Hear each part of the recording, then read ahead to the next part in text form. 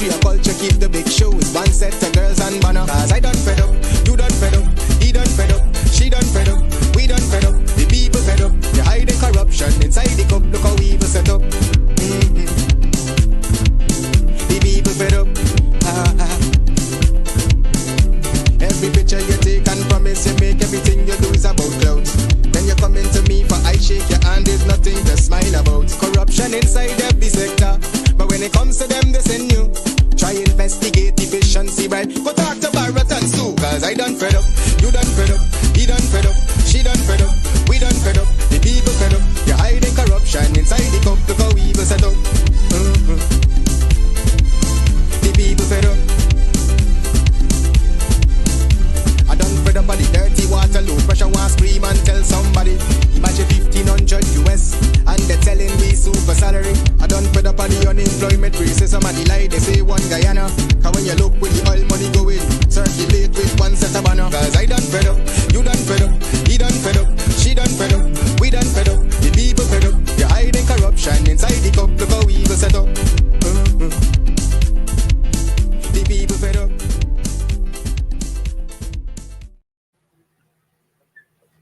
Good evening, everyone. A pleasant good evening to you, and welcome to Over to You here on Bench Up Radio 107.1 FM. Welcome to yet another program of Over to You on this date, the 22nd of August, 2026. I welcome each and every one of you to tonight's broadcast. Thank you for allowing the latitude of us being able to come into your homes. All right, I thank you for that. You can get your young kids out also, your teenagers. They can watch the program also, as we don't use indecent language on this program.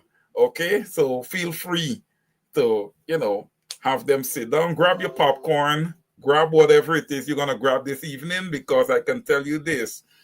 Courtesy of our executive producer and our CEO, we're going to be having a 2-hour program this evening. All right. So you guys can sit down, make yourself comfortable. I cannot promise you that they would not be pace and power and fire and brimstone this evening. I cannot promise you that they would not be that.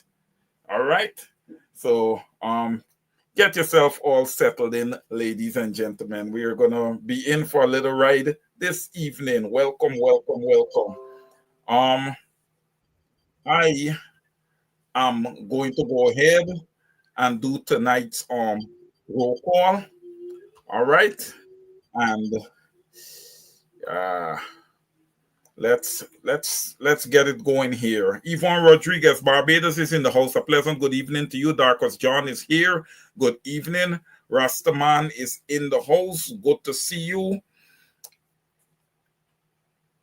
Sandra Hanover, the Freedom Fighter, is here. Good evening, Sandra.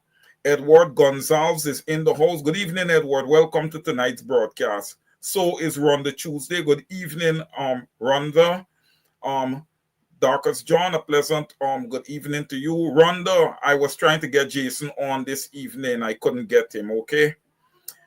Savagery Rose, good evening to you. Miss Mary Figueroa, our first Canadian in the house. Good evening. Floretta Hamilton is in the house. Miss Desiree Smart Felix, our second Canadian in the house. Vashti Magnot, good evening, Vashti. Welcome to tonight's broadcast. Rosemary Martindale Brackett is in the house. Good evening, Rosemary. It got to be very late by you, right? It got to be late in your neck of the woods, Rosemary. And 3 is turned. It's 12 o'clock, Rosemary. Tell me if I'm right. I might be wrong, but it should be 12 midnight, a little after 12 midnight in your neck of the woods. Deslin Wilson by way of Victoria, the Forest Village for our ancestors. Good evening to you. Shondell C. Canterbury's in the house. Good evening, Shondell. Welcome to tonight's broadcast. So is Karen Clark. Good evening, Miss Clark. Welcome to tonight's broadcast. And the Clarks keep going. Here comes Rita Clark. A pleasant good evening to you, Rita. Welcome to tonight's broadcast. Corrine Jordan is in the house. Good evening, Corrine. Brenda Moore is here. Good evening. The freedom fighter Joy A. Hopkinson is in the house. That means there must be some fire this evening. Pam Halls is here. Good evening, Miss Halls. Morna Stobie is in the house. Good evening. Thomasina Ben, I haven't seen you for a little bit. A pleasant good evening to you. The Honorable Camille McKenzie, Counselor. Good to see you, Miss McKenzie. Long time no see. Give me a call this week. Patricia Kesoon, good evening. Welcome to the broadcast. Miss Brenda KC, the Honorable Miss Brenda KC, good to see you here. Good evening to you. Francis Keith Rycliffe in the house. Melanie Damashana is here. Good evening. Queneris Hanifa is in the house. Good evening, Queneris. Hope all is well on your end. My brother Jamal Aziz is here. Good evening, Jamal. Allison Caesar is in the house. Good evening to you, Miss Allison Caesar. Desiree Chapman is here. Good evening, Desiree. Ewart Eastman is in the house. Good evening to you, Mr. Eastman. Claudette Allen is here. Good evening, Miss Allen. Brenda Henry is here. Good evening to you, Miss Henry. And Miss Lachman Aziz, wife of Mr. Jamal Aziz, that I would have just called his name. Good to see you, Sister Lachman. Jennifer Prince is in the house. Marcia Wiles is here. Good evening, Miss Wiles. Jacqueline Holder, a pleasant good evening to you, Miss Holder. Rosie Rose Jeff is in the house. Good evening to you, Myrna Stobie. I think I called you already. Our executive producer, Gavin Caesar, is here. Desiree Richardson is in the house. Good evening. Yvette Madu is in the house. Good evening. I know we're going to have some late comers. Marilyn Seaford, you barely made it in. So did Lawrence J. James. Good evening to you guys. Welcome. I'm expecting some guests this evening. Okay. Okay. I think golly. Except, let me see how I could do this. Except,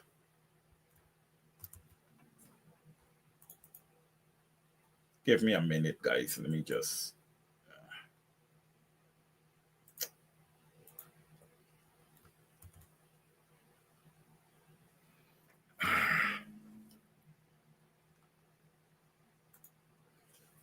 All right, sorry about that, guys. I'm expecting some guests in. Audrey Brown, I see you. Donna Fresno, I see you in the house. Rosanna Tobin, Kingston, you're here. Good to see you guys. All right, ladies and gentlemen, lots to talk about. All right, I'm going to be having some guests this evening. I'm expecting about 2 guests this evening. All right, but where are we going to start off? All right, let's start off with the president, the installed president. Yes, Miss Casey, we're going to rock and roll. All right, talking about the way Guyanese eat.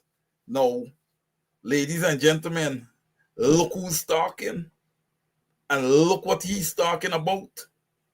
You know, how Guyanese are eating, how you guys are shopping. You know, you're shopping the supermarkets and you're not shopping the markets, like the Pleasance Market, Square, Big Market, Border Market, and these things. But ladies and gentlemen, look, the coalition government had a very short stint, right? 2.5, 2 and maybe 3/4 of a year, and then the rest as a take-care government, right, ladies and gentlemen? The PPP had 23 years, and now they're completing their 6th, right? Back in government, right? So why talk about this? Why talk about how Guyanese are shopping and their habits when you have failed to maintain these markets? Look at Big Market, ladies and gentlemen. Look at Border Market, ladies and gentlemen. And worse yet, look at Pleasance Market. Pleasance Market is absolutely deplorable, despicable. All right? There's no comparison between Pleasance and Monrepo markets. There's no comparison. You can't compare the two. Okay? You cannot. So when this government is going to talk about Guyanese going to supermarkets instead of the regular markets, they're being disingenuous. All right? Everybody wants some measure of quality, all right, in everything that they do. You go to shop in the market, you want to make sure that you're in a clean environment. That's number one. All right? When the Demerara River decide that it's going to purge up and rise, big market is flooded. When we get a cold rain shower, look at the condition of border market. You don't call it a border market anymore. You call it a border river.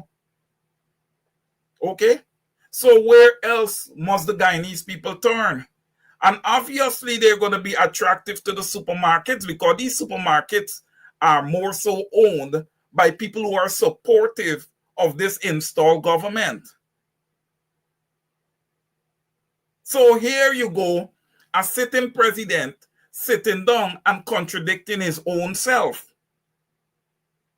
Because it is his people that for the most part own the supermarkets outside of maybe Brother Saiku Andrews, who have a supermarket or have a little chain of supermarkets, and maybe a few others here and there. For the most part, it's the Chinese also that government has no control over and has failed to temper the amount of Chinese businesses that are opening across the country. Barry Jagdeo himself came out and said, hey, we cannot control that. Right? They can do whatever they want to do. That's to show, ladies and gentlemen, that there are deals between the People's Republic of China and Guyana. Whether you like it or not, there are deals that they can come in, do as they feel, do as they like. You talk about people not cooking at home and going to restaurants and these type of things.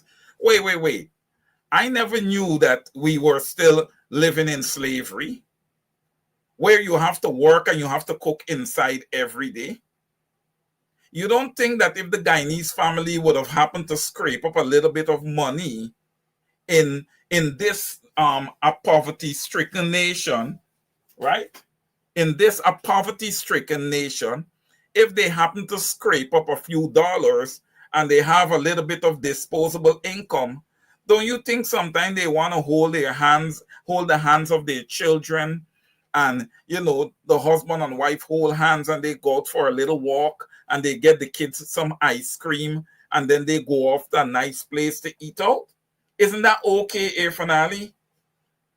I mean, they don't have the luxuries of ordering Ozempic amongst other things from the United States of America to lose weight and to do all these things. They don't have that luxury.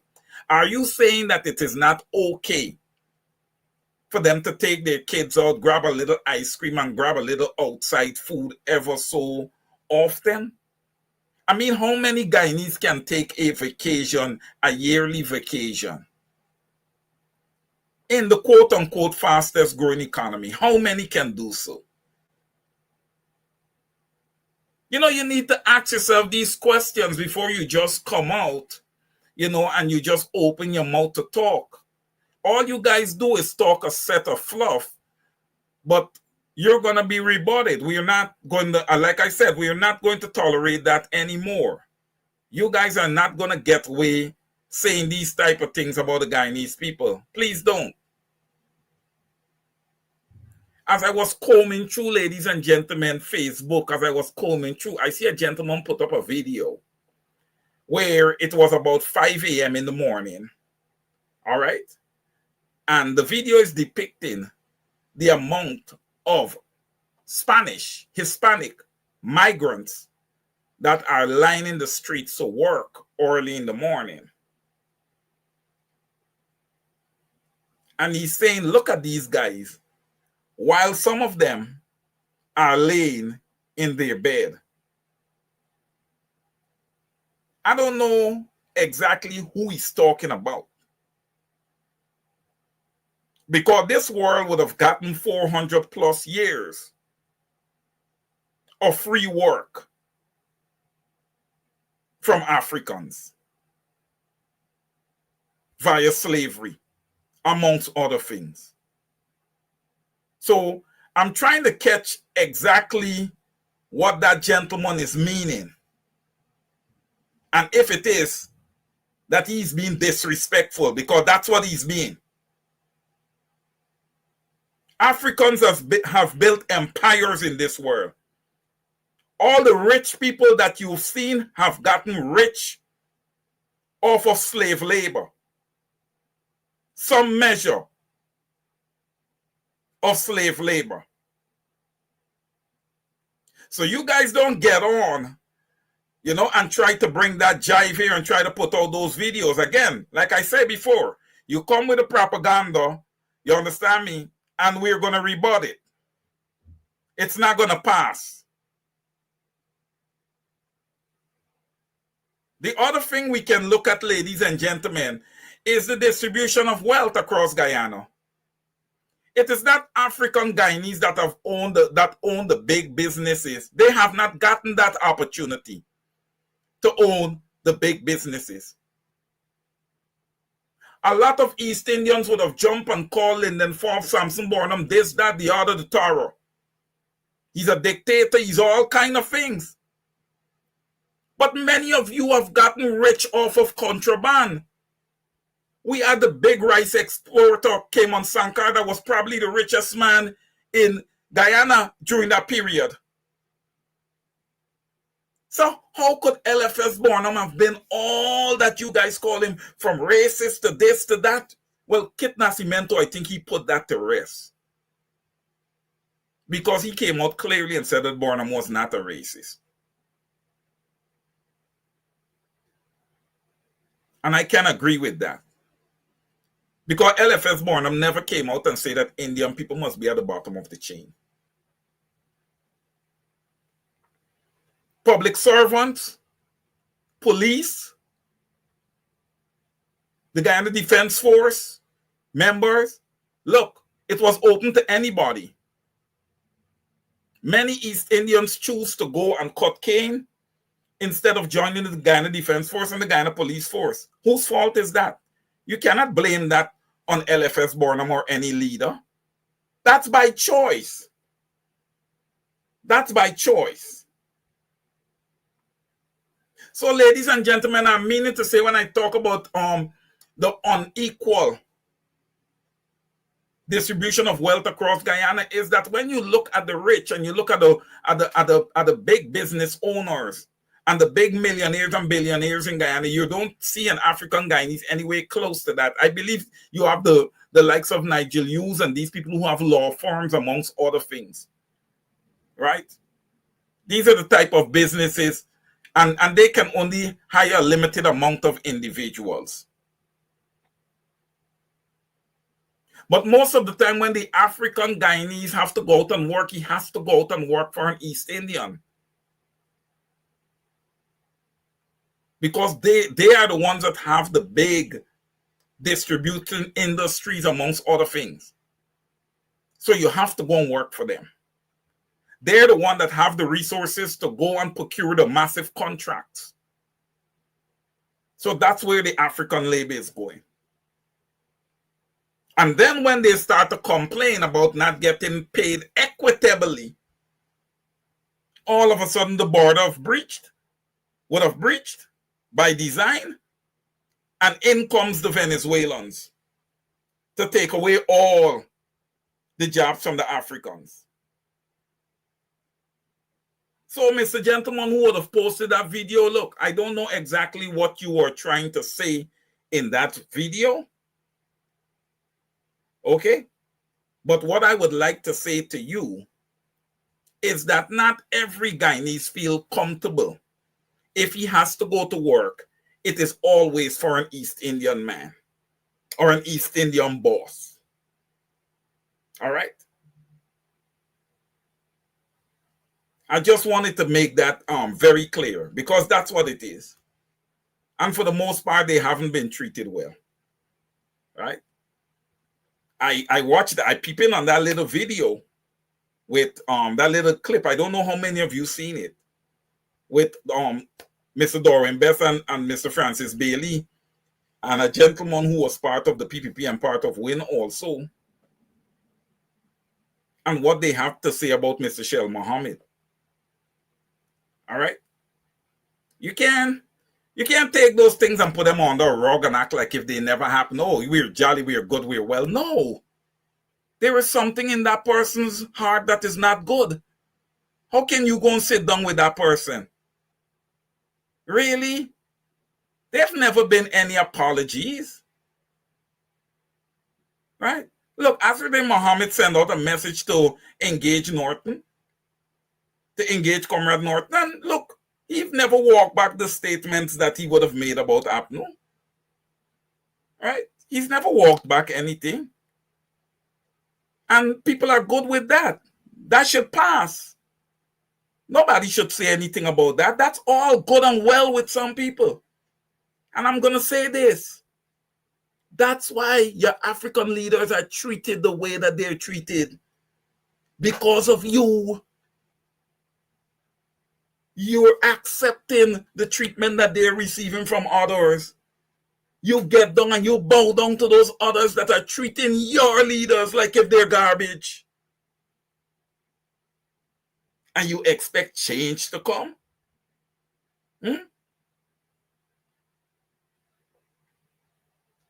Come on.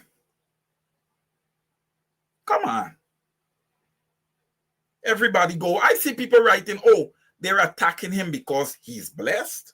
No, man, I'm blessed. I'm blessed. I can walk around with my head up. You guys are blessed. Do you guys have blood on your hands? You don't have blood on your hands. Do you guys have any accusations against you? You don't have that.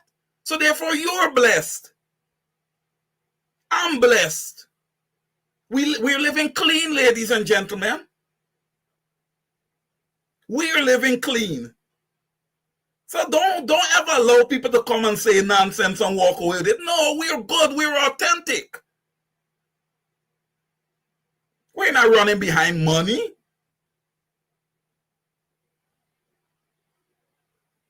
We are running behind equity for every single Guyanese. No matter your ethnicity / race, your class, your gender, your political persuasion.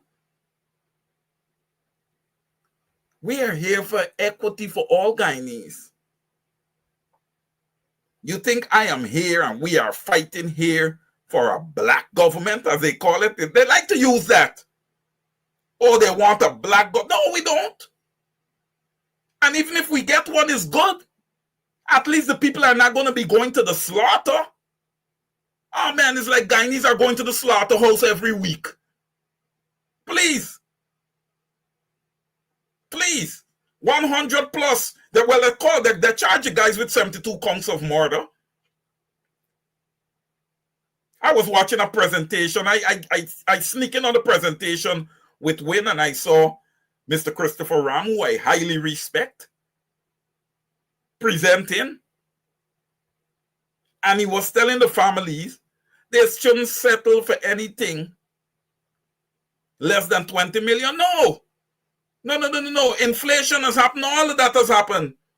In the Quindon Bacchus murder thing, it was 24 million. We have moved through inflation now. It's 30 plus million. We're the fastest growing economy in the world.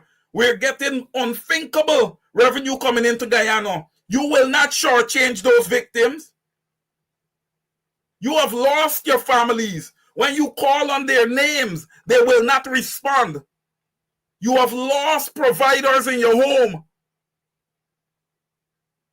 Some of them leaving so many young children who were dependent on them, whether they were the direct fathers or the grandfathers.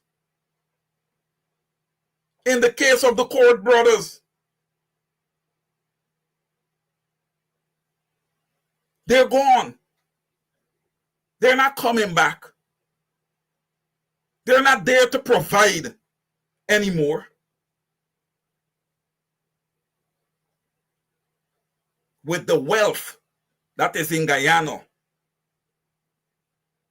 I urge you guys, let this government pay for their mediocrity. Let them pay. You're not hurting the Guyanese people. The money don't go to the Guyanese people. The money is used for farm and real estate and investment, external investment, corruption, amongst other things. So you're not hurting anybody. If you want to call 50 million per person, you have a right. That person is not coming back. There's no amount of money that's worth a life. Don't shortchange yourself. I implore you that too.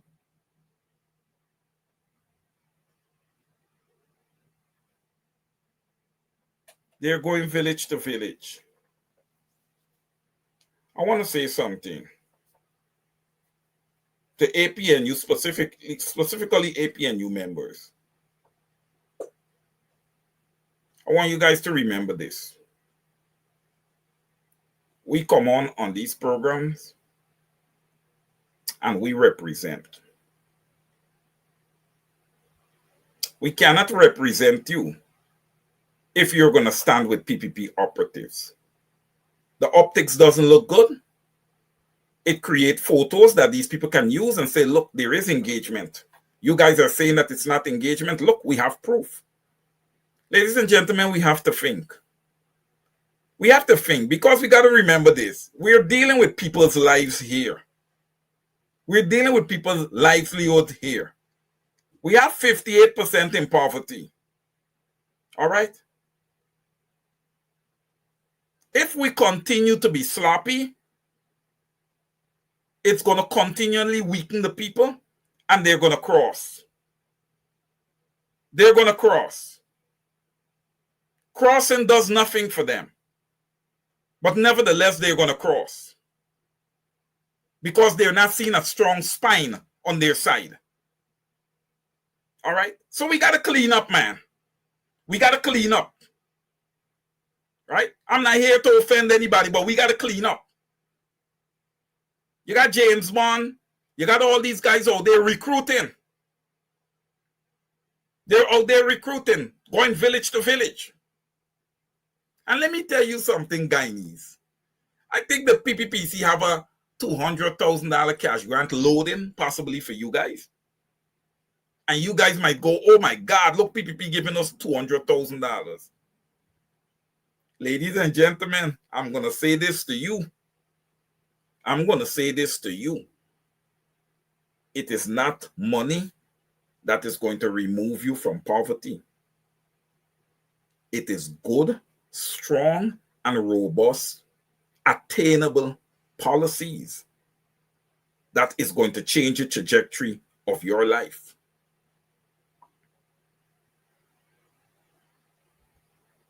Good evening to you, Comrade Elliott. And yes, I will be there to see you.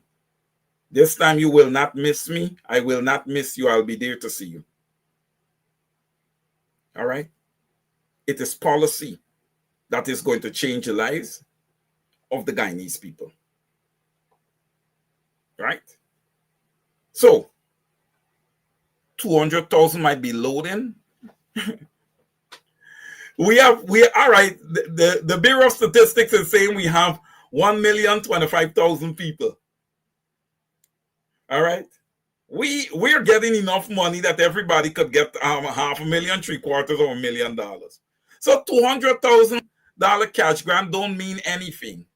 $200,000 cash grant don't mean anything when everything in the market is going to go up simultaneously as you receive the $200,000 cash grant. So you guys are being played whether you like it or not. Right? You're being played. We have to be serious with this install regime. All right?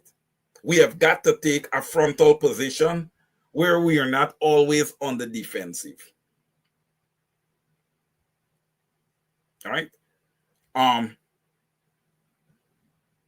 The quote unquote, I'm going to say the quote-unquote leader of the opposition has reached out to Comrade Norton for engagement.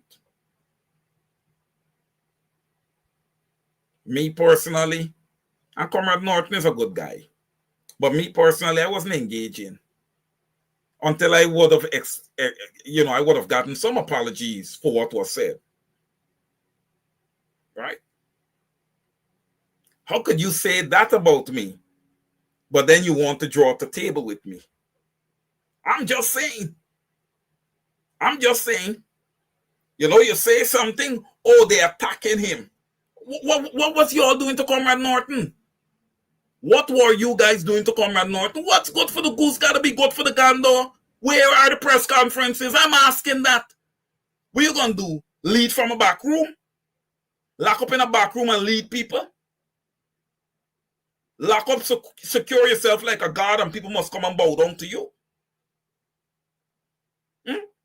That's what must happen?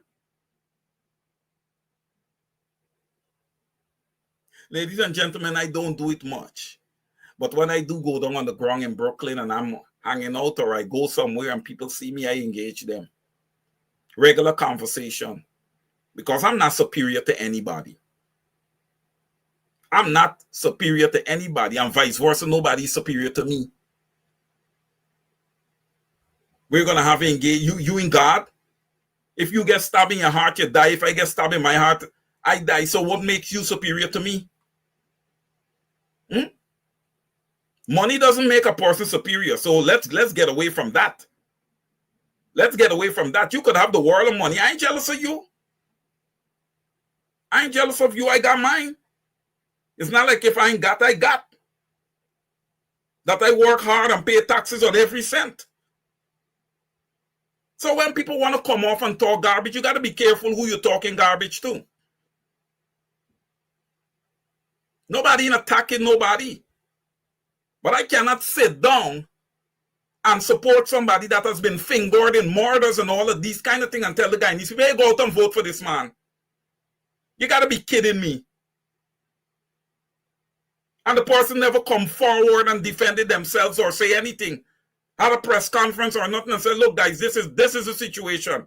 I believe that I needed to be transparent and come clean to you guys. It's better you do that rather than have people in suspense. Ladies and gentlemen, that's why I always say this. You have to be conscious of everything that you do, because there can be far-reaching repercussions.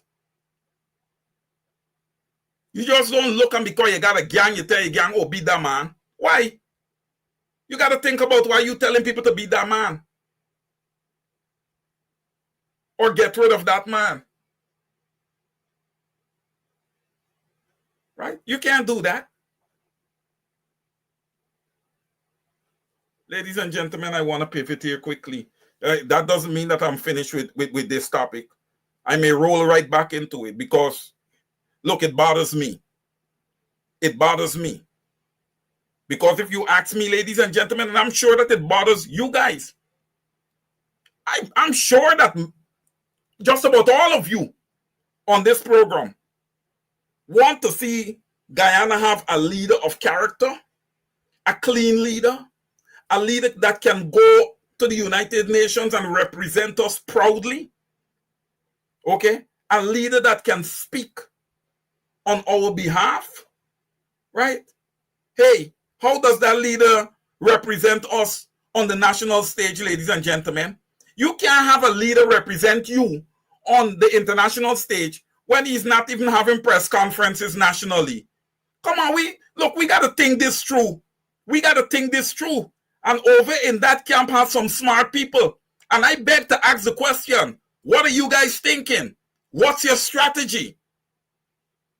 What are you thinking?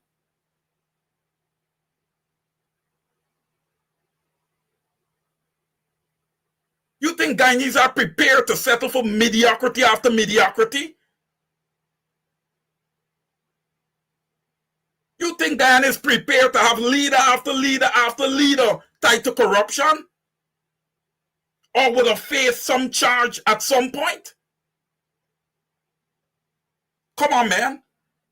Them people just want to come on and curse you and do all that stuff.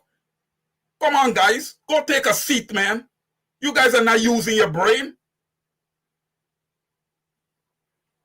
You guys really care about the people of Guyana?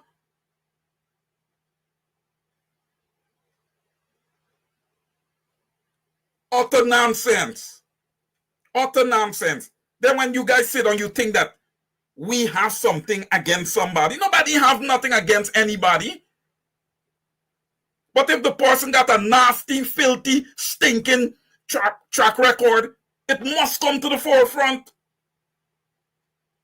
Why must he or she be exempt?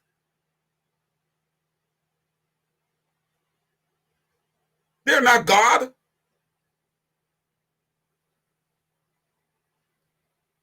Ladies and gentlemen, it is now 60 minutes to 8 Eastern Standard Time here in the United States, and I'm figuring 16 minutes to 8 on the ground, downtown Georgetown, Guyana.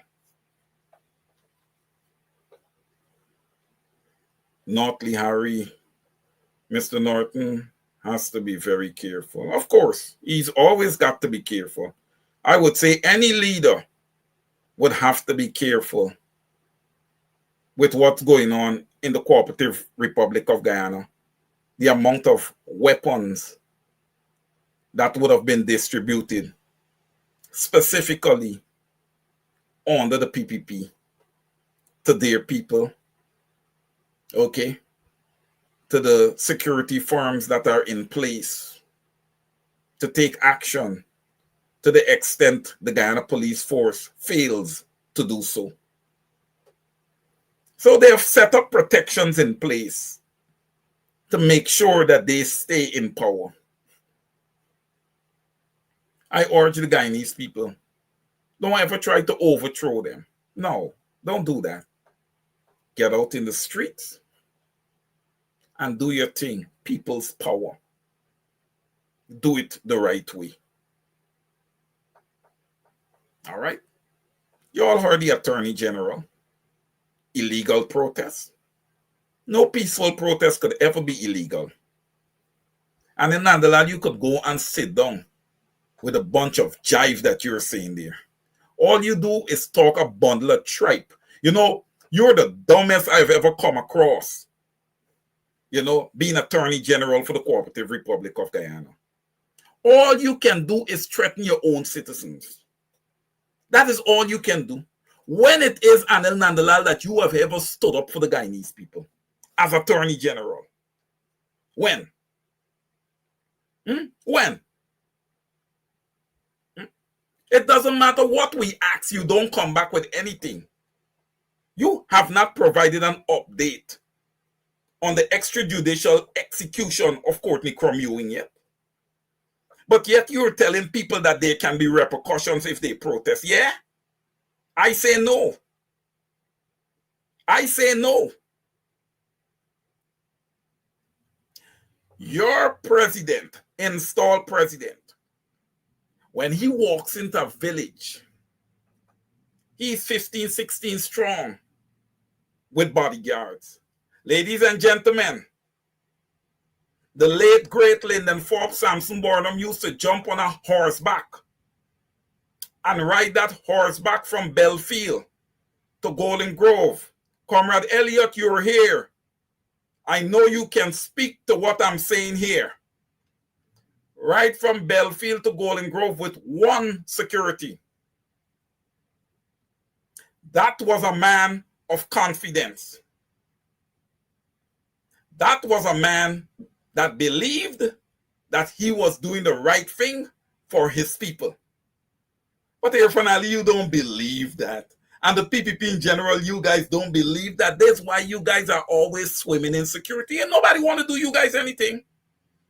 That's not the correct way to remove you guys. No. Those type of nasty games, those are PPP games. All right? The APN, you don't play those games. Executing people, no. You guys saw under the APNU reign 2015 to 2020. Look where crime was. Look where crime was. Look where crime was. Look at the behavior of the Guyana police force during that period of time and compare it to now and compare it to the 23 years under the PPP. Just look at it. Man, you guys are wicked. You guys had so many businessmen in Guyana operating as businessmen during the day and executing Guyanese by night. You guys are so filthy, man. You're the scum of the earth, man. I'm sorry. I gotta speak out for those families. I don't care. I gotta speak out for them. You know? You see, people deal with y'all and they don't know what they're dealing with. All right? Now, ladies and gentlemen, A. Frenali comes out and says, oh, I gotta curtail social media. People ought to be made to pay for things that they say. A. Frenali, to hell with you. To hell with you. You are garbage. Okay? You're absolute garbage. You want to start talking about curtailing social media? You need to start with Kwame and them who are operating out of the Prime Minister's office with the propaganda on attacking people. All right? That's where you need to start. Outside of that, I'll just tell you, shut the hell up. All right? That's what I got to say to you. Shut the hell up. All right? You have not represented the Guyanese people in no way or form. You go to the UN, you're stuttering, you're misfiring. You can't even pronounce your words. All right? You have not been able to prove your credentials. All right? Nobody knows the University of IFLAT. I don't know anything about any University of IFLAT. I know about the University of Guyana. All right? And I don't know where you get doctorate from. You guys, you know, there was a little clip out. I should have had that. You know, where they talk about Guyana having the most fake doctors. Come on, you guys ain't ashamed of yourself?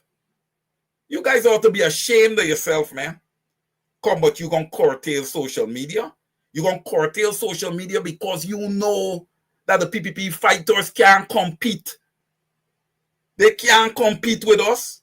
You guys ain't able.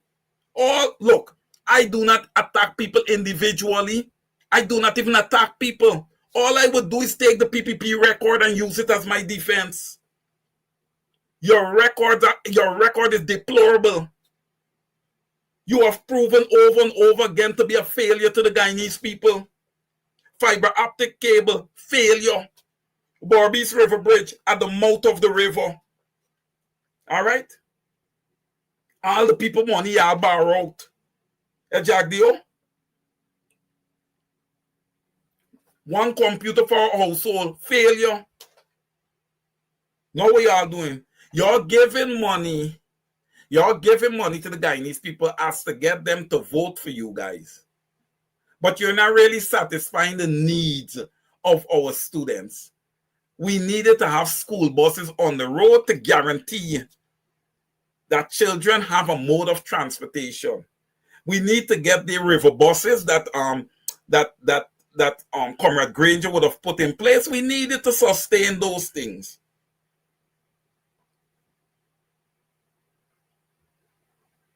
These are the things that we needed to sustain.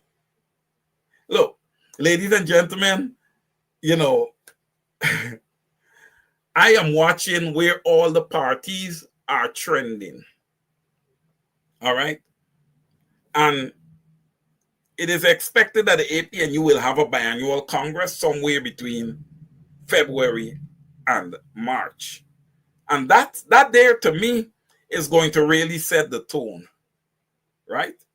It's going to do a lot of things where that leadership is concerned. It's going to even tell me if I want to continue doing this. Right? Because like I said before, ladies and gentlemen, if I am going to come out, if we are going to come out and fight for people, they have to be authentic. I urge you not to fight for people that are disingenuous. All right? I urge you not to fight for people who have their own agenda at heart and not the agenda to serve the Guyanese people, not the appetite to serve the Guyanese people with a measure of dignity and respect. So my eyes are wide open. I see you guys. Well, what's going on with Norman Brown? What's going on with Norman Brown? I'm just peeping in your comment. Oh, Comrade Elliot. Comrade Elliot, you are on fire this evening. What happened? Look, ladies and gentlemen, people are going to say things. All right? There are many social media presenters. Some of them call themselves activists. Some of them call themselves influencers. I am none of that, ladies and gentlemen. I'm just simply a political presenter. I don't have a following. I don't want a following because this is not about me. This is about the Guyanese people. Okay? None of that following thing and all of that. No. That stuff get to your head, man. It get to your head. You end up wanting to take money. Okay? Hear this. A lot of people are taking money. A lot of people have taken money from different people to spit a certain narrative. I'm not interested. I'll never do it. Never, ever, ever. You know they got a saying, never say never. I'm saying never. Can't happen. Can't happen. Don't need it. Don't believe in money like that. Sometimes I think about why it is that I become a CPA, why it is that I become a public accountant. It's the love of the work. It's not the love of money. You're mathematically inclined, you might as well. The other option was to be a math teacher. Right? But it's what it is. Look, man, there's something called integrity and there's something called character.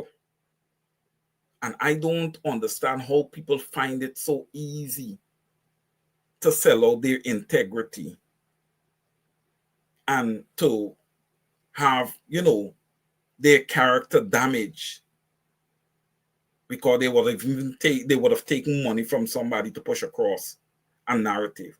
And then how do you feel that you've taken money to push across a narrative, right? Were you ever serving the people?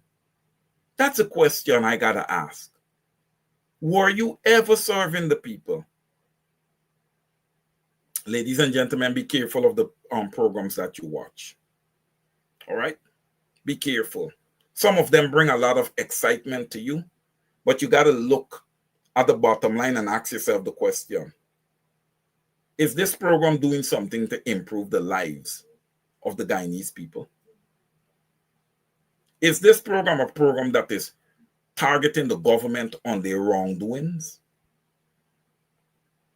That's a question one has got to ask his or herself. We move on, ladies and gentlemen. We move on. Let me just feed into your comments here quick.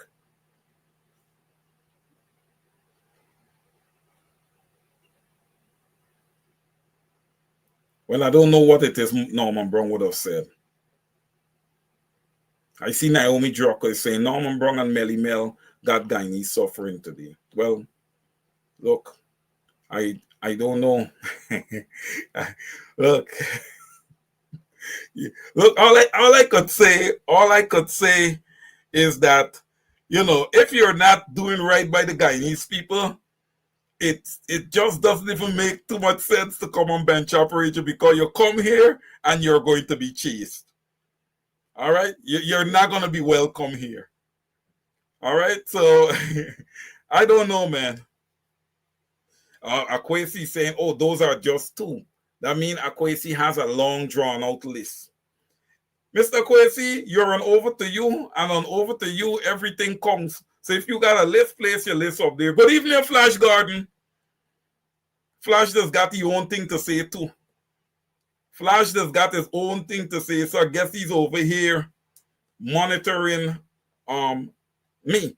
Executive producer, if you're there, can you please bring in Israel Israel Gordon, executive producer, if you're there, can you please kindly bring in Israel Gordon? Israel, if the executive producer is not there and is unable to bring you in, I believe that you will have to call in. Okay? I am unable to do so. All right? I am unable to do so. We have Israel waiting in the background to come in. Israel, you might as well go ahead and call me. Let me see what I can do. Let me see if I can do anything about that. Ladies and gentlemen, keep your comments coming. And there's quite a few people here that has my personal number. If you feel like calling in and talking with me, please do so. I implore you to do so.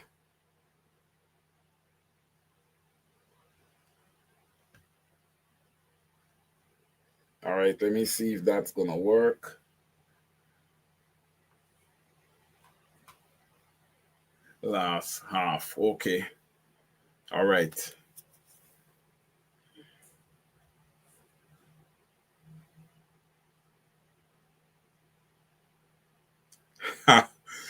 Oh, Flash, I don't have the ability to do so. It would have to be the executive producers in the background to do that. Yes, I know that the video with Miss Coretta McDonald was very, very powerful.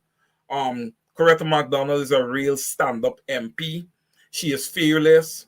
You know, she's not afraid to fight.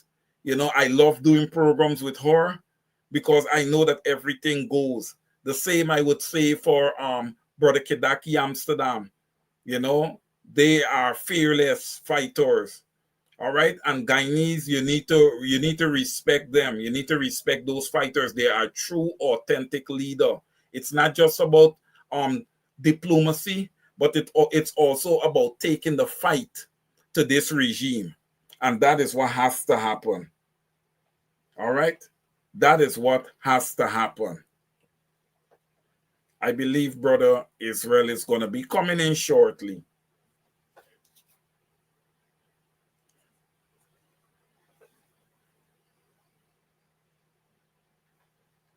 Okay.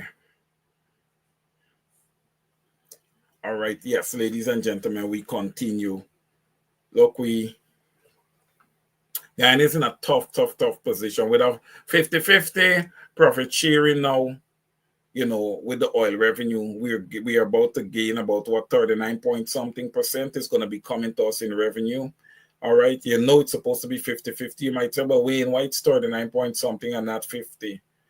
You know, well, that 10+% is will be going to operating costs, right? There's always going to be operating costs, right, with extracting oil, right?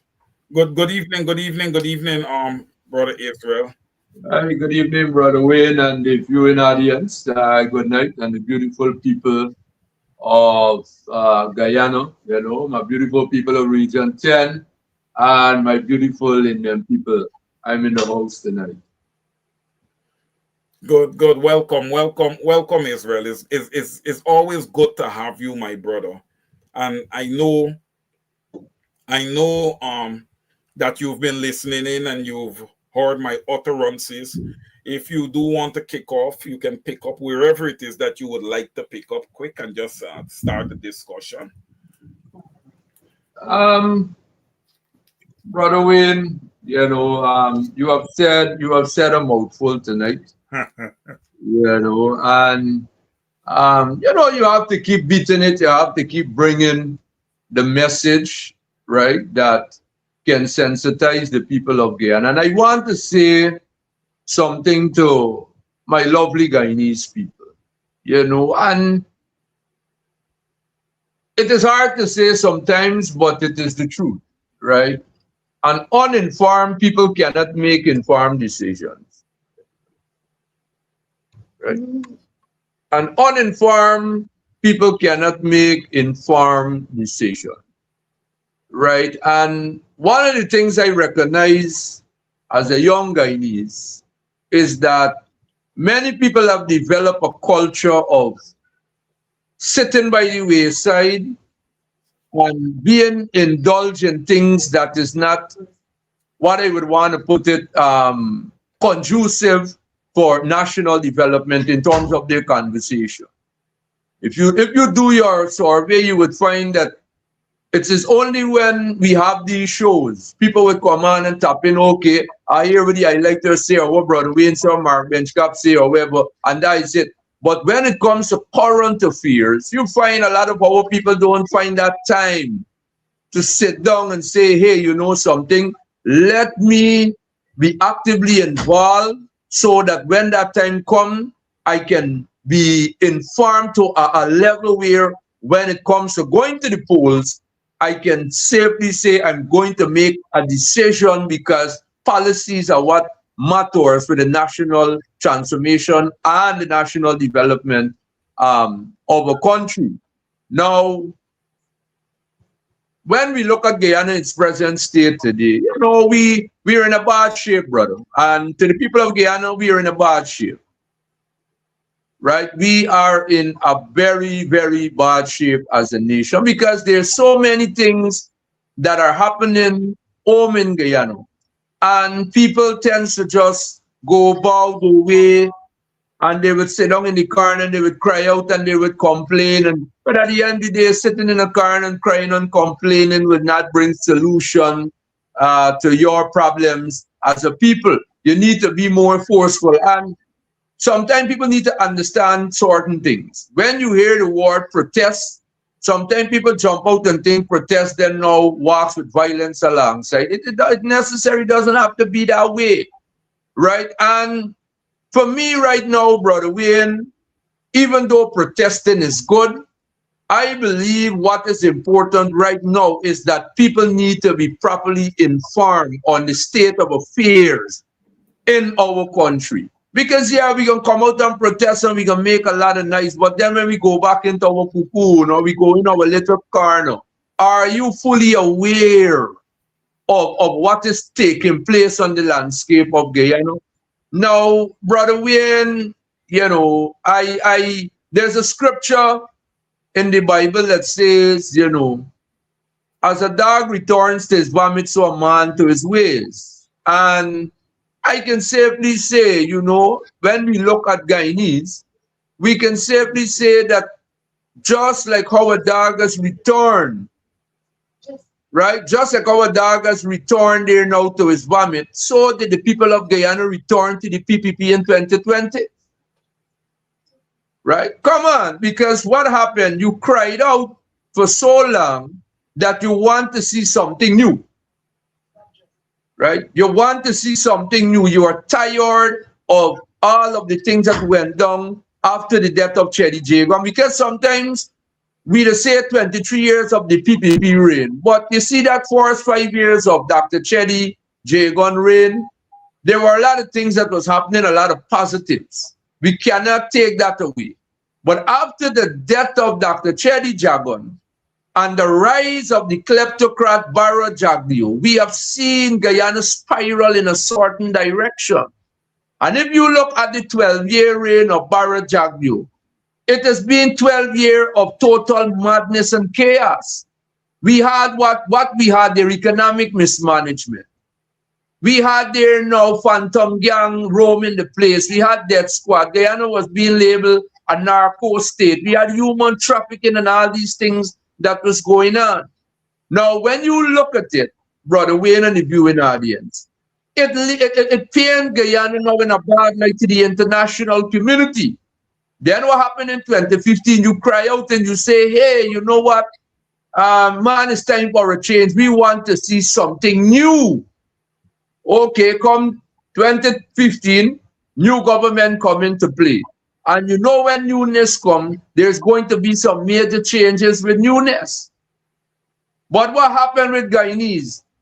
Because we have lived so long in wrong that when the right comes, it is hard to accept what is in front of us.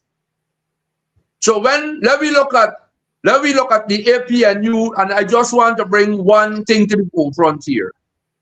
In the first year of the implementation of the 5B program, we saw a 10% improvement in school attendance in Guyana. Now, let me just look at it. 10% of 200,000 is 20,000. 20,000 young people having access to quality education. That in itself is an anti-poverty strategy.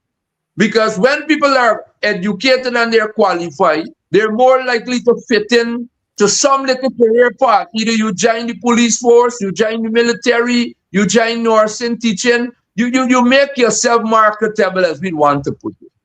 And there was so much positives that was transpiring during that period of time. But you got to remember the propaganda. And one of the things I want to bring to the APNU, AFC, PNC, and all of the other opposition parties, the PPP continues to paint pictures that are not factual.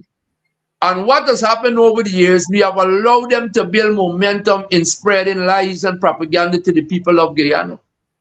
And in psychology, when you hear something over a period of time, time after time, it sounds and it becomes like truth in your ears. So what happened there? Let me use, for example, the 18 million signing bonus money that the APNU government received. And I can boldly say tonight that money was never really a signing bonus, because when the government of Guyana at that time approached Exxon didn't really want to deal too much in some things, knowing the territorial dispute between Guyana and Venezuela. And the Exxon company got the stuff down in Venezuela. So, you know, when you look at it, the Exxon didn't want to get too much into that. But anyhow, the $18 million came. And because it came with so much of sensitivity with it, it was regarded as classified information. The money was put into the Bank of Guyana. It generated an interest of $480,000 US, and it was transferred to the consolidated fund. The Auditor General report in 2017, I think, got that report there. It shows you everything about that money. But what the PPP was very skillful in doing, they ran out and they painted to the public that Granger and Winston Jordan and Nagamutu, they stole the $18 million. Well, Israel, not to cut you, but that $18 million contributed tremendously, okay, in funding the team that was defending us with the Guyana-Venezuela controversy. You understand me? So there's how uneducated people are. You understand me? That money wasn't stolen. You understand me? There were important things to do. That's why today, this PPPC regime can sit and still call Essequibo a part of Guyana. You see, these guys are not thankful. That's one of the big things with them. Continue. Well, Brother Wayne, I'm glad that you pulled it out from me, because what I want people to understand, the APNU government, because Granger was not playing, and if nothing else, I must give him respect for that when it comes to the sovereignty of Guyana. Because when Maduro started to act up and make a lot of noise, David Granger said, I don't want too much of back and forth. Let me take this matter to the court. Let us deal the international court. Mind you, we here got a former president of Guyana who made suggestion of making a slight concession to Venezuela in the maritime space. Barra Jagdeo made that statement. And that was treason. Right? No, that was treason. That was treasonous. But here I'm bringing to you, brother. Here I'm bringing to you, Brother Wayne. Right? Now today, we can boldly say that a well-educated team was put together to represent Guyana at the international court with our territorial matter. And look at this, Brother Wayne. Look at this. In 2023, right? In 2023, when that referendum was moved or was about to be moved in Venezuela, what did the PPP did? The PPP hierarchy packed up themselves and their family and ran away to Dubai to keep some conference, something in the sort. And they leave Mark Phillips there, who is not the commander-in-chief of the armed forces, to deal with any kind of a rhythm that would play out at that time. Now, when you sit and when you look at Israel, not just Mark Phillips, the PPP took their planes and they fly out of Guyana and left Mark Phillips and the people of Guyana to face the heat. That's what happened. Yeah, so when you sit and you look at it, the people who believe that Guyana now a will was signed for them, the PPP, when the real hard reality start to face Guyana, those men pick up themselves and they went to some Isle conference. Hear what I'm saying today. You can talk all you want about Bornum. LFS Bornum would have never leave Guyana, knowing the existential threat that we face as a nation in 2023. But Brother Wayne, you know, when I look at Guyana today in its present state, it pains my heart, because you know why? For 60 years as an independent nation, we haven't risen to the occasion as a people. We got so much.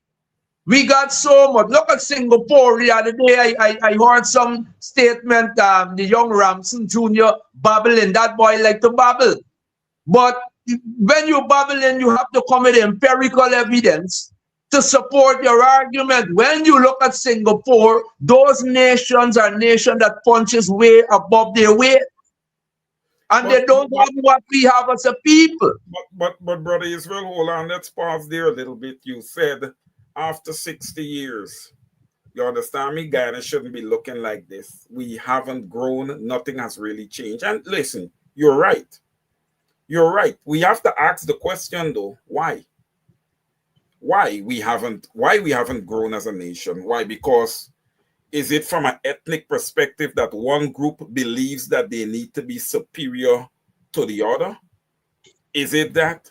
I believe that is what I'm kind of seeing today, you know, and we kind of need to be careful, right? Because look, there is no way, and I'm saying this again, there is no way that Guyana would sit and have a sitting president being an Afro-Guyanese and the leader of the opposition also being an Afro-Guyanese, and just about everything being Afro-Guyanese.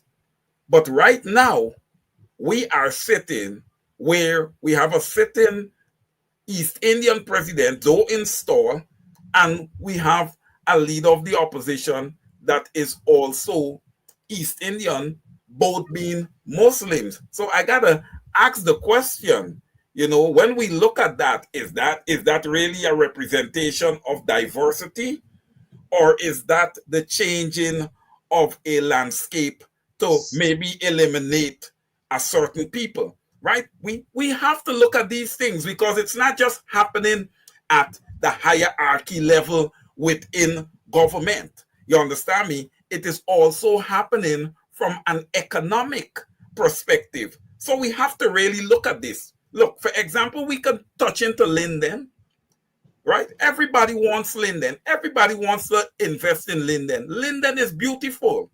But what? They don't want what comes with Linden, which is African Guyanese. They don't want that. They just want Linden. All right? So I believe that we need to really start looking closer. I think our leaders need to start looking at these things and telling people exactly what they are dealing with. We try to run away from the facts. We try to pose up and do photo ops. That's not helping the people, because deep down in people's hearts, they don't care about people that look different than they do from a pigmentation perspective. Like I always say, yet we call ourselves educated. We cannot see a man for being a man. We got to look at this pigmentation. We got to find, you know, differences, right? I don't believe that an African can only be successful being led by someone else. I would never believe that. Okay? So, ladies and gentlemen, we need to look deeper into these things. Brother Israel, you can continue. Brother Brother Wayne, I can say this, you know, when I look at Guyana in its present state, we have to ask ourselves the hard question: how did we arrive here? How did we arrive here? Right? And when you look at it, I can tell you, brother, the politics in Guyana that has been played out for the last 60 years and even prior 60 years, it is a politics that has ethnically polarized Guyana. And because of the ethnic polarization, what are the underlying issues for ethnic polarization? Racism plays a major role in it, right? Racism plays a major role. But what I want to say, brother Wayne, is this: there is a golden opportunity for Guyana to be repositioned, as I would want to, for a better word. Right here, why I'm saying this: we, during the 28 years of the PNC reign, 1992, there was a change of government, and what was the cries on the landscape? Oh, a PNC government, a black man a rule. Oh, everybody has punished. No opinion cry out. They never felt included in the development of Guyana, right? Okay, fair enough. You have a right to your own opinion, because many times people speak on matters that they have no knowledge of, and that's why you find misinformation continues to pass down from generation to generation as we go on. But Israel, let's hold up a second. You said Indians feels that they were not included. It was not inclusive. Yeah. Now, I asked the question.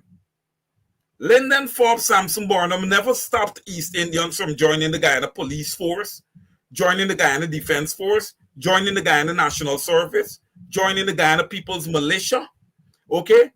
Joining, being public servants, nurses, you know, and all the other public servant positions, teachers, amongst others. He never stopped that. It was their choice. All right?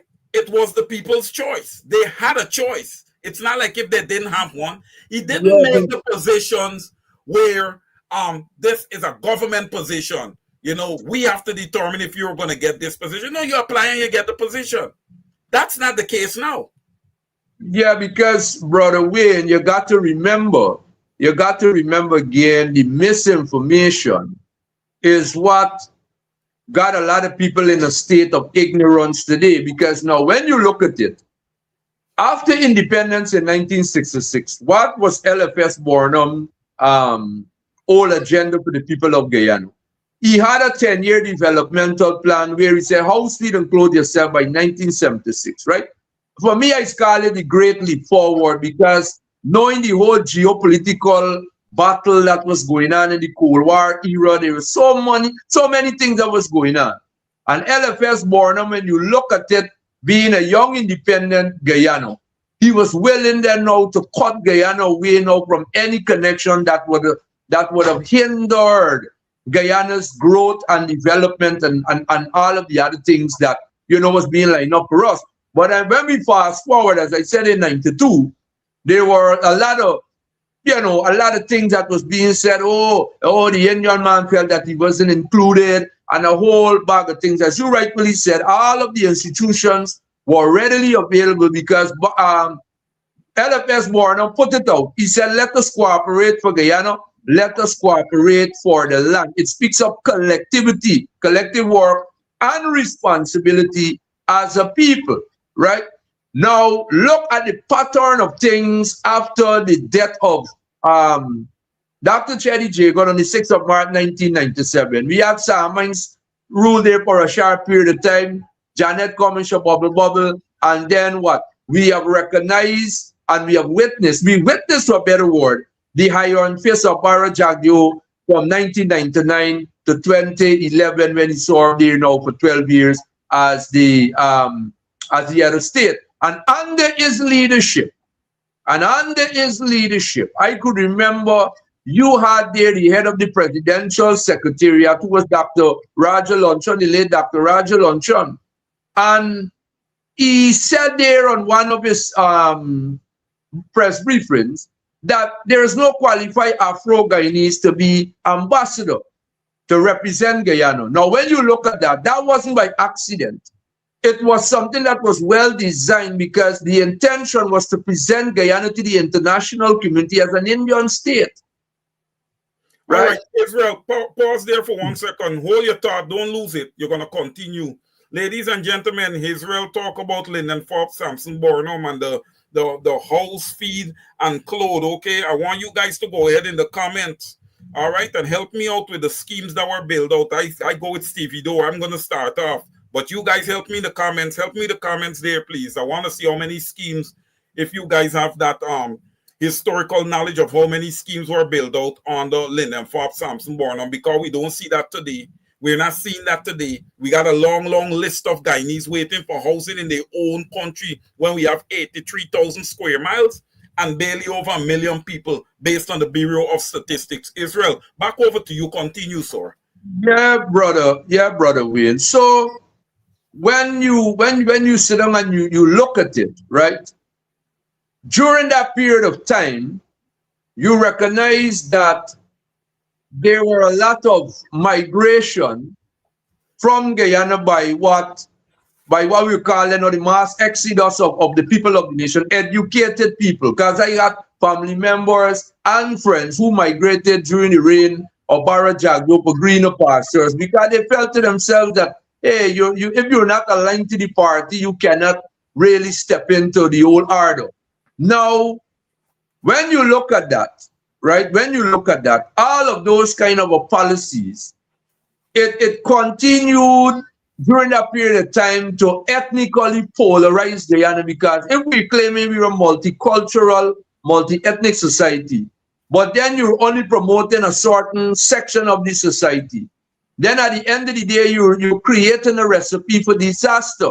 Because being an Afro-Guyanese, when you're educated and you feel to yourself that I cannot sit in a place in my own country to serve, then you pick up yourself and you go, and then it's not only going, but you go there with a heavy heart, because you're saying, why is it that Antigua and Barbados and the other lands accepting me to work, but I cannot really enjoy and contribute to my country's development? The late John F. Kennedy said, and he reminded us, it is not what country can do for you, it's what you can do for country.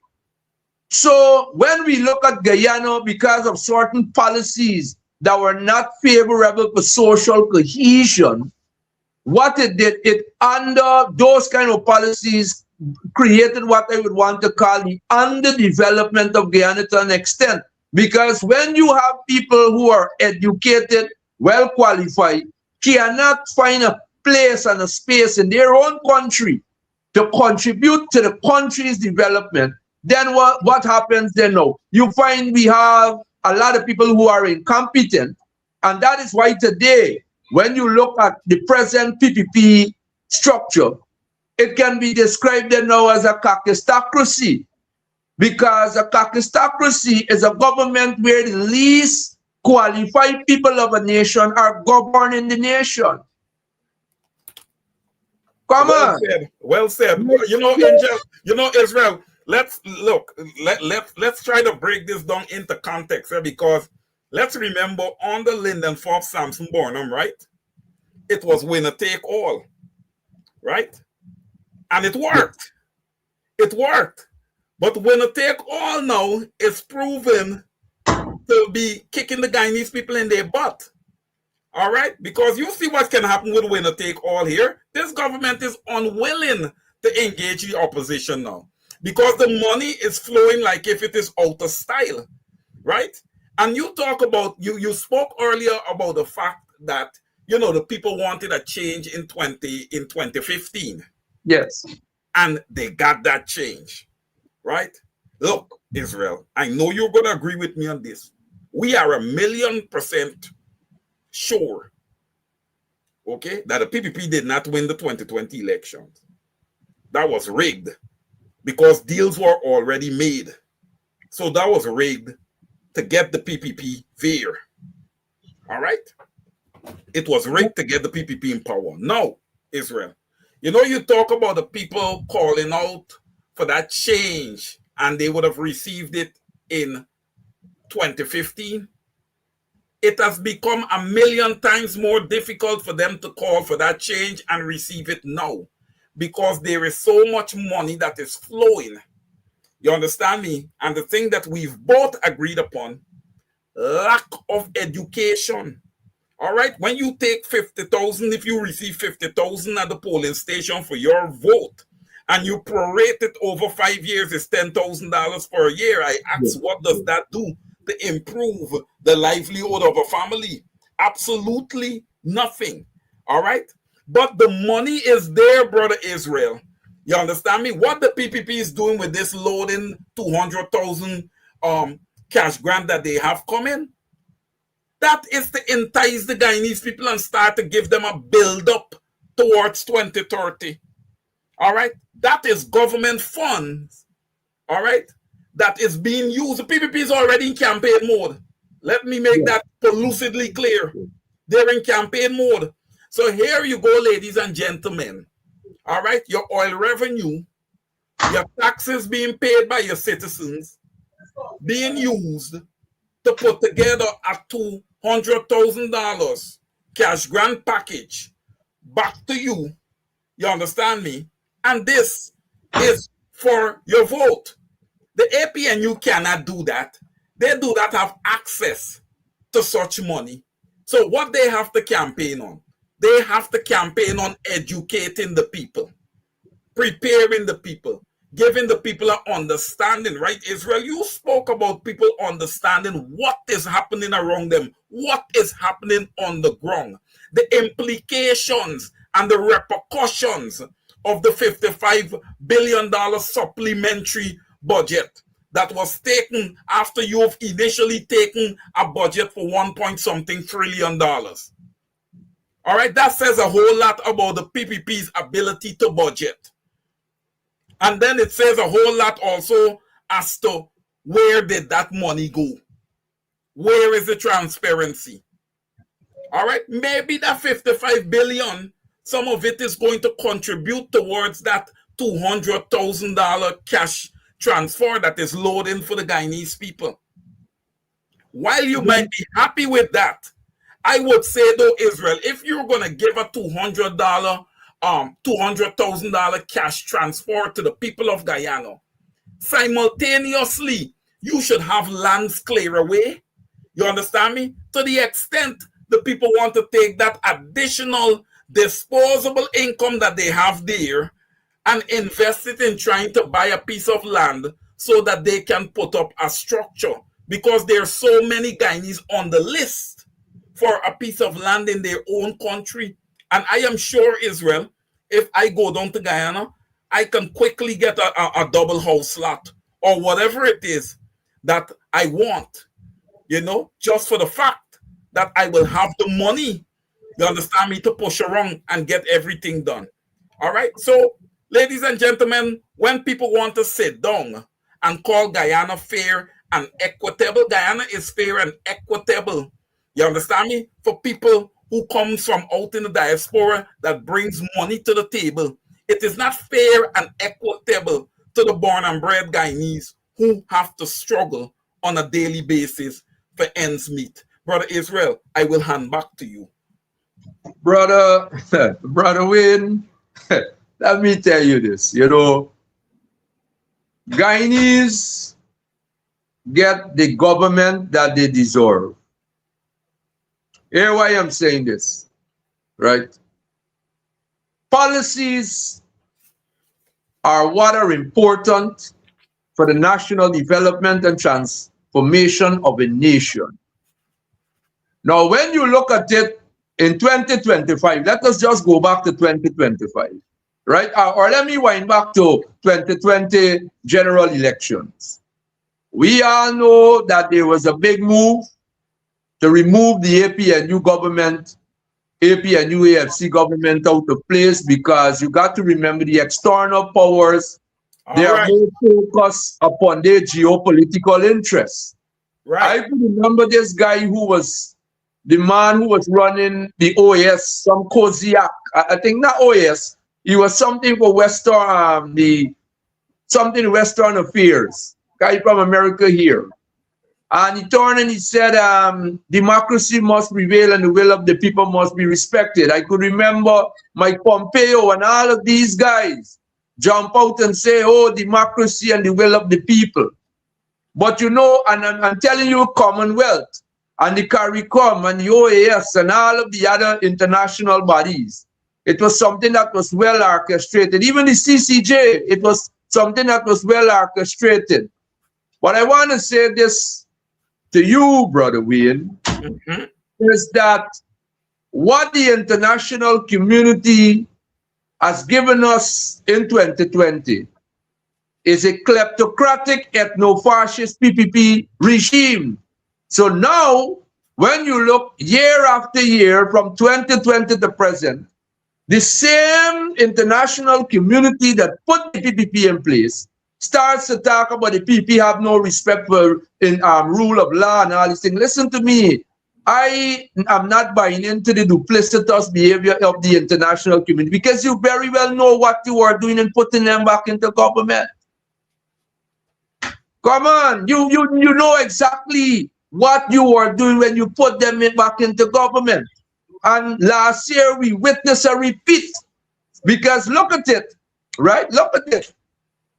You jump out and you say after 2020, we had that the European Union report spoke on the state of affairs at GCOM. We had the Carter Center spoke on matters of GCOM that know what it needs to. You know, we need to have electoral reform and a whole lot of talks and a whole bag of talks went down. And last year, September, after the elections, the European report published a report that was almost similar to the 2020 report, the Carter Center also. But when you look at it, they come and they give a report, but there is no enforcement because what was being discussed after 2020, let us have a clean voters list and let us deal with biometrics because what we recognize in Guyana, every time the electoral cycle comes around in Guyana, it continues to ethnically polarize Guyana because it brings racial tension and a whole host of other stuff that's come along with it. Even though there is not a racial confrontation, we recognize there is always a tension and a pullback, and I looking at you and you looking at me. And the major two races, which is the Estonian and the African man, there is always this kind of animosity in the atmosphere and a tension, right? Now, Brother Wayne, because we have witnessed 28 years of what we call the winner-take-all politics. That politics where the PNC, okay, and the Bornum, we say, boy, it is a winner-take-all, wherever. Okay. We witnessed 23 years of the PPP winner-take-all politics. And David Granger came and he said, you know what? Let us create a partnership for national unity. A partnership for national unity and bringing a coalition, it was very important and it was also necessary, right? It was a step in the right direction for bringing our people together because we even had under the APNU AFC government, we had a Ministry of Social Cohesion. Why was that? Because we recognized the ethnic polarization of Guyana and the ideological racism that played out prior to 2015. It put Guyana in a state that now where we were handicapped in terms of harmonizing our people and repositioning our people for the task ahead in terms of nation building. And that is why I want to reiterate again. Let us cooperate for Guyana, let us cooperate for the land. The question was asked, can we do it? Yes, we can. Yes, we can. All right, right? Israel. Okay. Right? But when go ahead, Brother Wayne. I was checking out some comments, and there's a sequence of comments here from Mr. John C. Paul. All right. You know, this guy is solid. John C. Paul was saying in one of his comments that the Guyanese people need, and you touched on it, the Guyanese people need Hold on 1 second, Israel.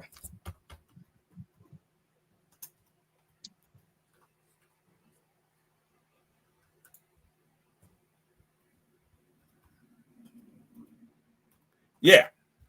John C. Paul was saying that the Guyanese people need free and fair elections. We need a new voters list and we need biometrics. That has always been the cry of the people. But I want to pose this question to you, because while it is that I believe that winner take all was most successful under Lyndon Forbes Sampson Burnham, since the late great Lyndon Forbes Sampson Burnham, we have gotten a little glimpse of winner take all being successful, like you said, in the little period of Dr. Cheddi Jagan. Yes, because Dr. Cheddi Jagan and Lyndon Forbes Sampson Burnham, though they had their differences, you understand me?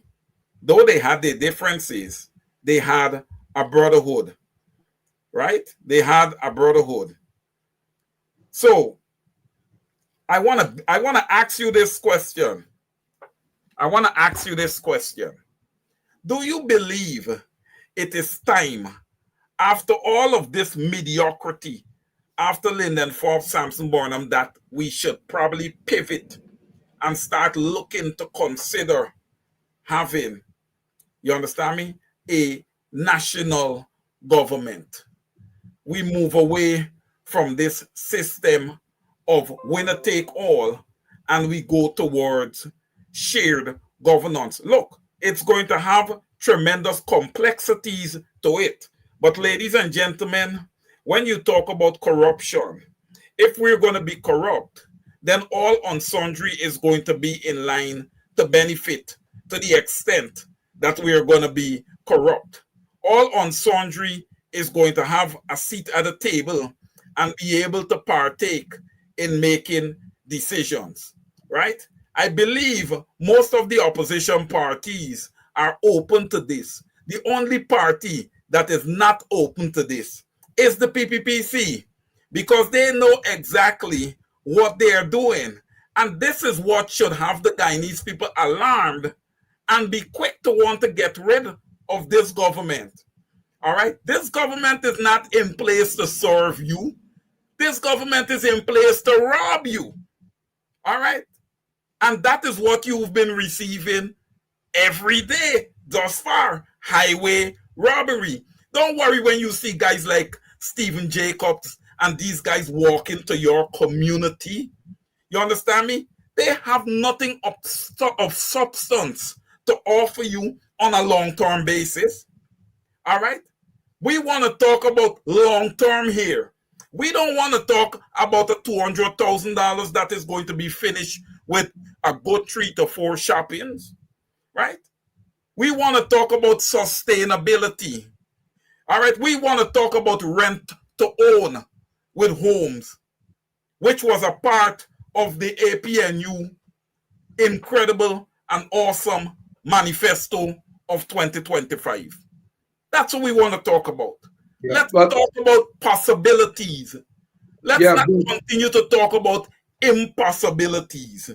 I hand back to you, Brother Israel. But brother Wayne, let me bring it to you. Is that for me, you know, the other day I was here in my little moment and I was reflecting upon Guyana and going down into some, real history and looking at the way how things are being done.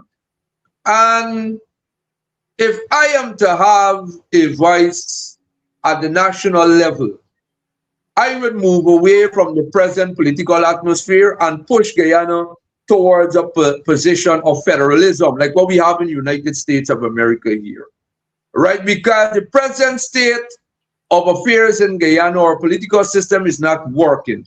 But I hear, let me tell you something, why I'm not so much in favor of a winner-take-all politics. Here what goes on. You got to remember Guyana is not a homogeneous society like China or India. Guyana is a pluralistic society, meaning that we got to cook up. We got the Indians, we got the African man, we got the Amerindian man, and by right, the Amerindian man should be playing a major role in Guyana's development because he's the first man of the land. But when you look at it right now, the Amerindian man in Guyana is sitting just on the level of the African man as the most marginalized and ostracized people in our country today. That is why in 2015, when the Partnership for National Unity came on board, the coalition was a big umbrella where parties who never had a voice on national matters, they were being brought to the forefront. For example, we had the Justice for All Party, which is Sharma Party. He was included. We had the WPA. We had the GAP. Those guys were out in the political wilderness. They were included in a unity government, as I would want to call it. And things here, we were moving in the right direction. But what happened? You got to remember coalition politics. As I tell people, it is the only unifying politics of the people of Guyana, because here I'm saying, Brother Wayne, now for 23 years between 1992 and 2015, the African man in Guyana felt to some extent that he wasn't included in the national development conversation of Guyana. So when a Partnership for National Unity was put forward, it means it bring everybody, you come at the table and let us sit down and have a conversation, because I am telling you, you got the Justice for All Party, which is Sharma Party. Sharma tried, they see that the PPP did him the gods. But you see what the APNU did? They said, listen, come under the umbrella. Sharma's son, which is Jaipal Sharma, he served as Junior Minister of Finance under Winston Jordan. So when you look at it, people were given an opportunity to contribute to Guyana's development, even though you are a minor or what you would call a party, actually that was non-existent, as I'd want to put it, when it comes to dealing with political matters and having a voice in our legislative branch of government and all of these other things, right? So when we look at it, because of the confusion and the chaos that was orchestrated by the colonial masters, because what went down in 64 and 63 and all of those periods there, it was something that was well orchestrated by the colonial powers. It was something that come then now where, hey, we pit the African man against the Indian man. So what happened? People who witnessed that 64, many of them died and they gone, but a lot of wrong information that was being put forward. So what happened? Okay, boy, we got economic power, we got political power today, so we cares about nobody, right? But when you look at it in 2015, between 2015 and 2020, the three very important ingredients in our democracy was on display between that period of time. Inclusion, participation, and consultation. That is why we continue to say our democracy is an inclusionary, consultative, participatory democracy, because one group of people doesn't have the answer to the Guyana problem. And when we look at it, you watch there when the PPP returned to power, they were installed in power in 2020. There were two things that was highlighted in the PPP reign from 2020 to now. They came back with a politics of revenge, and they came back with the politics of erasure. Now, when you look at the politics of revenge, you come and you continue to operate in a manner that is not conducive for nation building and social cohesion in Guyana. Let me bring this in now, Brother Wayne. You know, when we have national events, whether we agree or we don't agree, the opposition must be invited to national events. We recognize a pattern where diplomats, friends, and families were invited to events, and the opposition, they weren't invited. They're not to flag raising and all these kind of things. And then when questions are being asked, oh, it is an oversight. oh, it was an oversight. No, it wasn't an oversight. It was a deliberate action. And the thing about it, what I sit down many times and try to, get answers, is that there's nobody within the PPP structure. Those who have left the APNU family gone over and groveling at the feet of the PP today. You guys gone over there and sit down. And the question I want to ask is those kind of a behavior that is emanating from the camp of the PPP today, is it conducive for Guyana's national unity? Because here we continue to say, one Guyana, but here I continue to tell people, and this is what I witnessed for myself, one Guyana is just a mere collection of words without substance and content.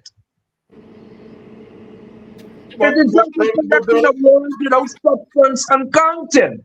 Brother Israel, you touch on the point, right? You touch on the point that, and I agree with you. I agree with you to some extent. Let me just take a minute to welcome Mr. Colin Barnwell. Colin, good evening. Yeah, hi, good evening, distinguished gentlemen, my brother Wayne and Israel, and hello to all Guyanese everywhere that's viewing. Thanks for having me. I had to make a quick trip upstate, so I'm not home at the moment, but I'll be able to contribute in some way until the show ends. Thank you, Colin. It's good to have you here always. And you've been a heck of a freedom fighter. So I look forward to your contribution this evening. Israel, you were speaking of collation and how you believe that it is the best way forward. I would not question that, because I love collation. I love it when a collective of people come together and lead together, right? Because then all on sundry gets a seat at the table. Yes. Right? Yes. But there are a measure of pros and cons to that, Israel. And not too long removed, look what happened to us in 2025, right?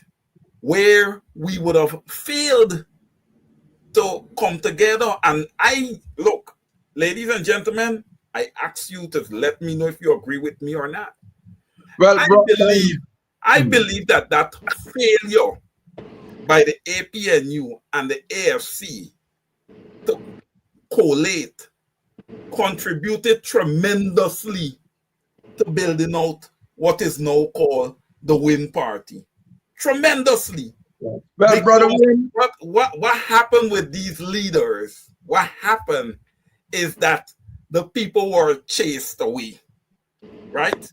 The people didn't have confidence after they were unable to come together. And I think that that's a big con with collation.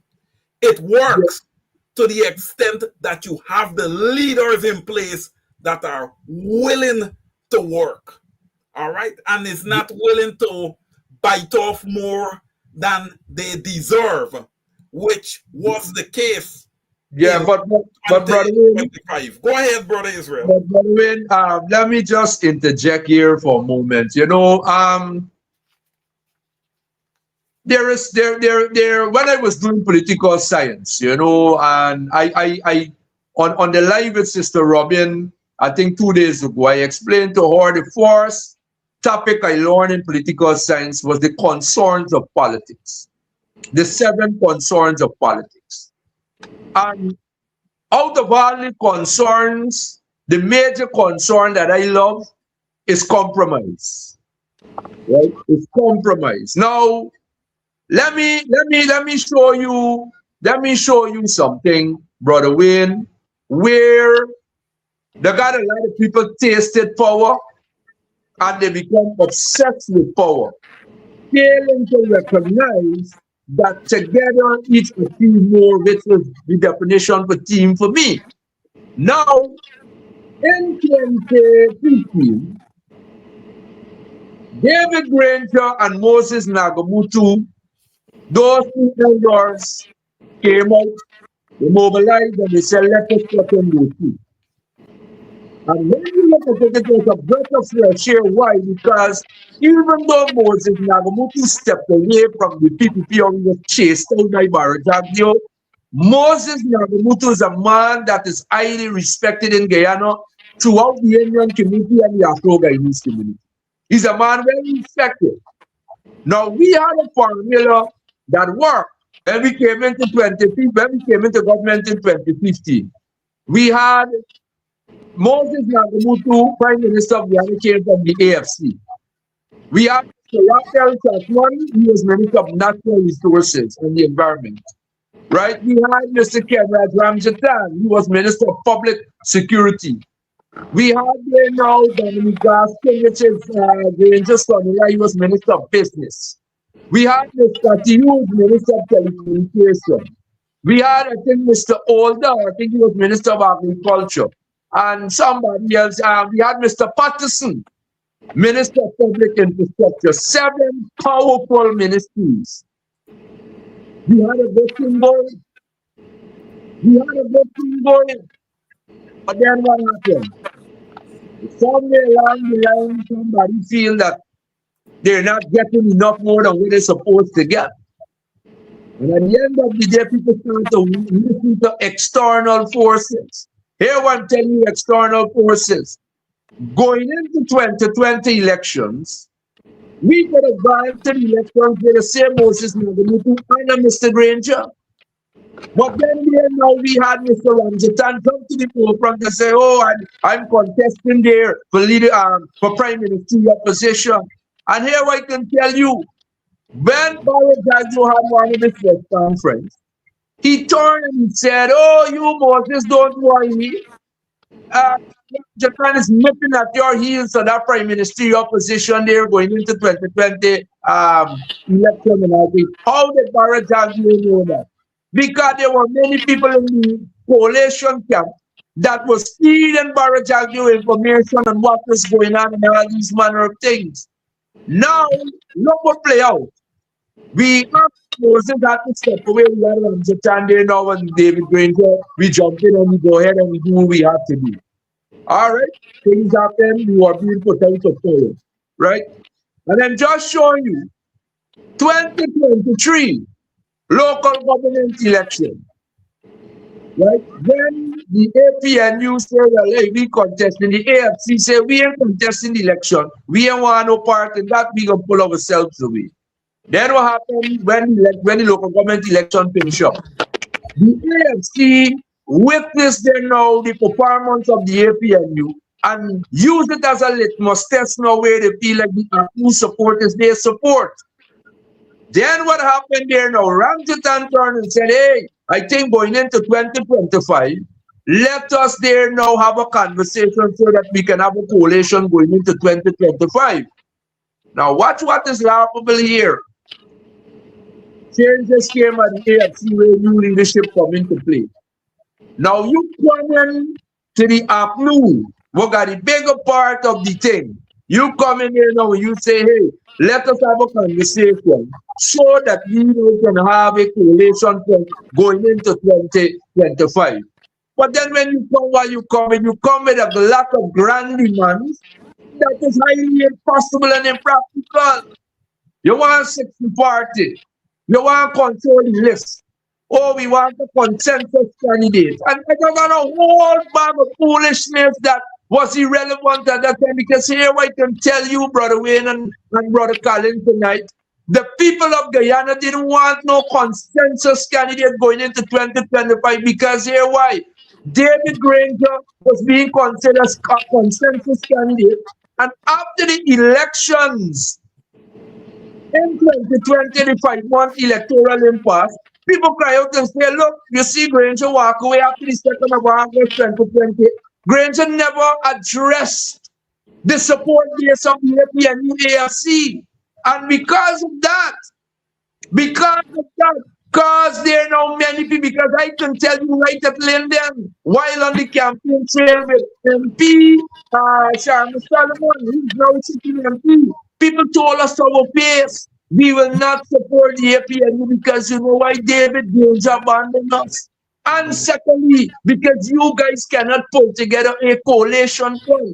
Now, let us be real here, man. You come into a bigger party to form a coalition government, and then you come in with a whole host of men. When you're not even recognizing that you have lost tremendous support within your own base and all these kind of things. So when there was a call coming together, so much of back and forth, and we must read, and we want a consensus. Can you listen to me? And I want people to hear this out tonight. You know why the Indians in Guyana, the PPP, will continue to ride supreme over us while we playing? Because the Indians in Guyana understand the importance of institution. Our program needs to be more focused on an individual. Because let me make the comparison here. In 2019, when Badio who is not the brightest in the class, and put him there to be presidential candidate at Bayern no knife, did you recognize in the public domain? Ashley Sings and Anthony, the share of your money. Did you recognize any one of them saying anything? No. You know what they did? They shut their mouth and they rallied around the Bayern that is not so bright. But when we look at oh, are we not presidential? Are we don't just like, are we just think that? Are we just think? We find more time in vilifying an intellectual than rallying and give support. So what we see today in Guyana, we lay the foundation for what only managing the people. Well, Israel. Well. Look, when you said it, you said general people, right? And yes, you're correct. But you also got to speak of those leaders that were right there within the PNCR who forgot everything about putting the institution first and stepped out and went and they formed their own party. You know, a lot of people came out, even AFC and some of their leaders came out and said, hey, let's split the vote, right? That was a big call. Split the vote. Right? That also had a major impact. But before I continue with you, let me let Colin have a take. He's been listening for some time. Yes, Colin. Oh, yeah. Hello? Yes, Colin, we got you. Yeah, I can't hear anything from Wayne. I can hear you, Israel, but I'm not hearing anything from Wayne's end. I don't know if it's muted or. Well, Israel, tell Colin we would like his take.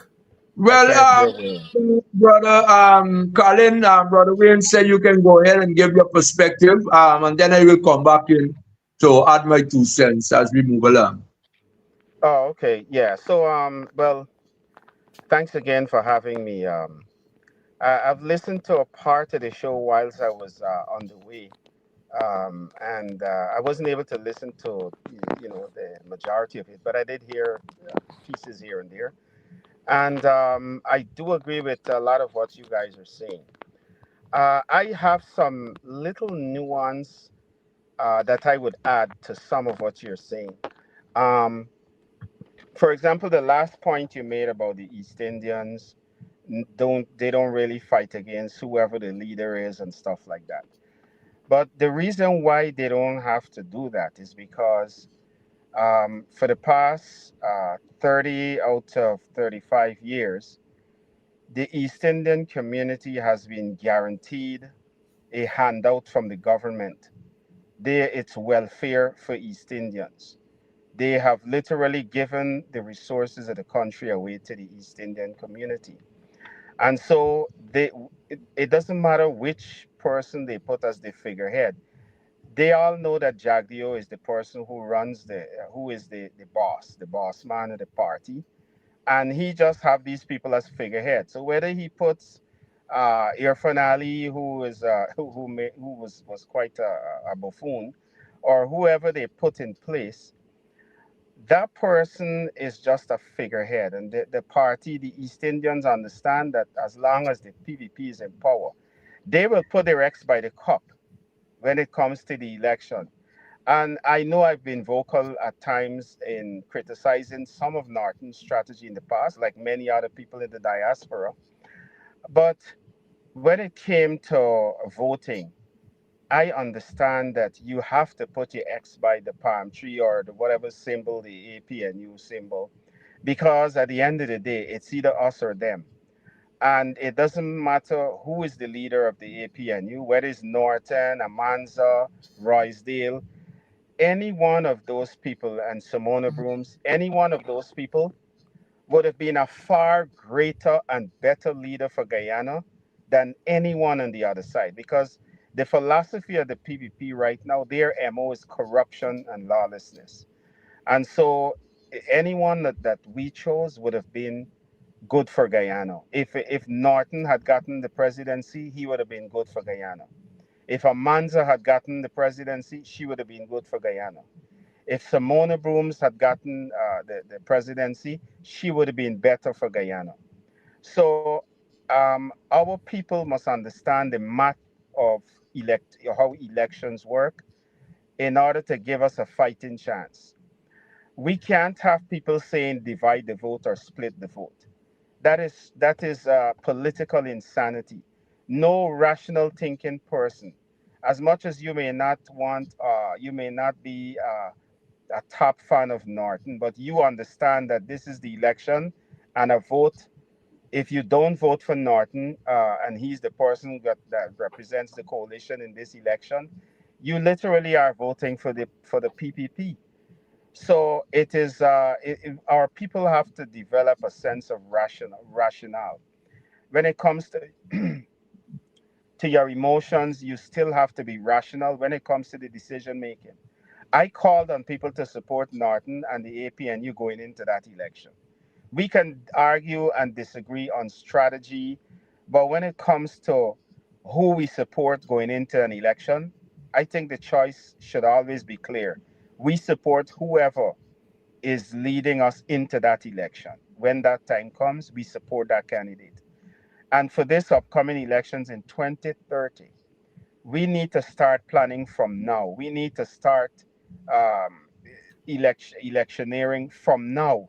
The PPP is already, like Wayne said earlier, the PPP is already in campaign mode, and so should the opposition. And we, we need to have a meeting of the minds. I know we don't support. I don't support Win, but Win has gotten the votes, and in terms of that, this is how the system works. They get the leadership of the opposition, and the APNU lost a lot of seats, about 19 seats. So the status of the APNU has been reduced in terms of the electoral map. So what I'm saying is that we need to have a meeting between all the opposition and let them put their cards on the table where they stand. Because Win must understand that in order to win an election against the PPP, they can never win alone because elections, as I said, is a mathematical game. It's a game of math. The Win coalition the Win constituency right now is made up of 90% of Win, or let's give them a more generous number. Let's say 70% of Win is made up of APNU supporters, and it's predominantly Afro-Guyanese. Win has not been able to penetrate the East Indian community, and until they can show me that they have infiltrated the East Indian base of the PPP, then their purpose really is not to defeat the PPP. So we got to get down to serious talking. Whenever we meet with Win, one of the things we must have a conversation is about is do you foresee having a coalition with all the parties, or do you want to go it alone? And we can take their word, but we can also trust and verify and then trust. So there are things that we can see well ahead of the election, signs as to give us the info on whether they want a coalition or not. And if these guys, I'm telling you right now, if Win don't want to collate, and if Win is planning to have a go it alone, policy, then we're gonna have to start campaigning against Win, because they would have been wasting the time of 70% of the Afro Guyanese building up their hopes and taking them along for a ride, when they know fully well they can't win an election without a combined opposition force and infiltrating and getting some of the East Indian support. It's that simple, you know. Well, I don't know how you Colin, guys feel about my analysis on the whole subject matter. very, very, very, very good. Excellent analysis, Colin. And ladies and gentlemen, not hearing you anything gotta that Wayne you gotta is saying. wonder if it is divide and conquer of the Africans having a footprint in Guyana. You have to wonder. But Israel, I'm gonna hand over back to you, ladies and gentlemen. Our executive producer has just touched base with me and said that it is time for closing time. I'll have to get Colin on probably tomorrow with me. I believe if Israel have the time, I will also allow him the latitude. Sorry of being guys, I back can't with me hear tomorrow. anything. Israel, I'm gonna have please to exit ask and Colin to come give his back in. closing remarks, and then you can give yours. Brother Colin, I think he went off. So you can go ahead, Israel. yeah, Brother Wayne, let me say to you, buddy, we have to get another program because I think tonight is very short. All right, Israel. Sorry that I had to interrupt you there. Our executive producers just come back and has asked for the show to go on until 9:40. So we are good for another half an hour. All right. Right. So, Brother Wayne, I think, we will have to come again tomorrow because there's so much of things to be discussed. And I think, time is against us because when we look at Guyana, brother, 2 hours and 3 hours, limited time to discuss so many things that are happening in Guyana. But I want to say, Brother Wayne, I am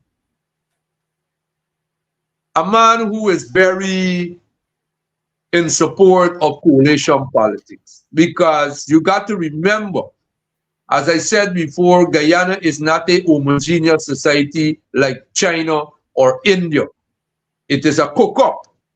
And when people feel to some extent that they are not included in the national development conversation of the nation, then you will have a level of unease. But as I said before, when you look at the PPP has operated in a manner where it has put Guyana in a terrible spot because while they were out of power in 2015, between 2015 and 2020, they never took the time to have that little introspection to say, hey, you know what? We have made some missteps in our 23 years of government, or let us just say the 18 years after the death of Dr. Cherry Jagon. We have made some missteps. And I think it's time for a newness, a new approach, and let us move forward. Now, when you look at it from 2020 to now, what you're witnessing on the landscape, my brother, you're witnessing economic mismanagement. You're witnessing corruption. You're witnessing so much of things. And brother Wayne, let me, the other day I was running through and I was, looking into some things on the, on the internet. I got a brother by the name of Telford Lane. I think he's a psychologist. That guy there now has put some stuff out on the internet. And, I must give him a big up tonight because what he has highlighted, he has highlighted the state of affairs in Guyana. And I think many people need to read in more to it because there's something I'm observing a pattern of things in Guyana. Whenever an Afro-Guyanese intellectual comes to the forefront to speak on certain matter, we have some Afro-Guyanese who are groveling at the feet of the PPP, suddenly become Pitbull and Rottweiler and Chihuahua to come out and attack Afro-Guyanese intellectual. The thing is that why you don't attack your semi-literate president Efren Ali? Because when you look at it, he talks and makes no sense.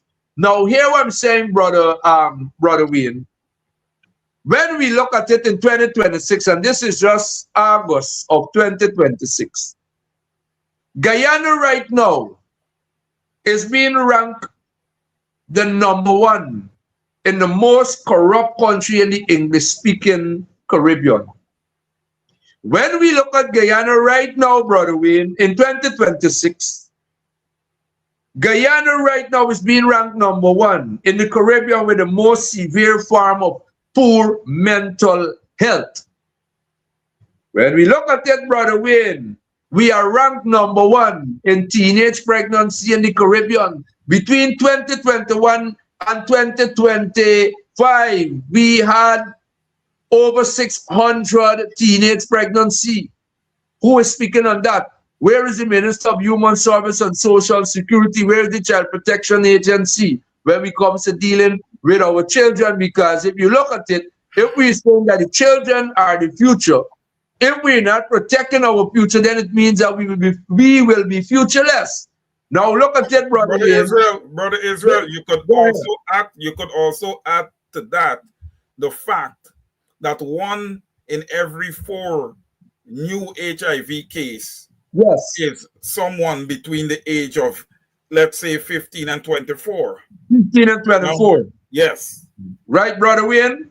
Now, when we look at it, we are being ranked #1 for having the dirtiest capital in the entire Caribbean, which is Georgetown, right? We are ranked #1 for having the highest suicide rate and attempted suicide rate in the Caribbean. When we look at it, we're being ranked #2 as the most racially divided country in the Caribbean. Who is beating us, man? I think Trinidad.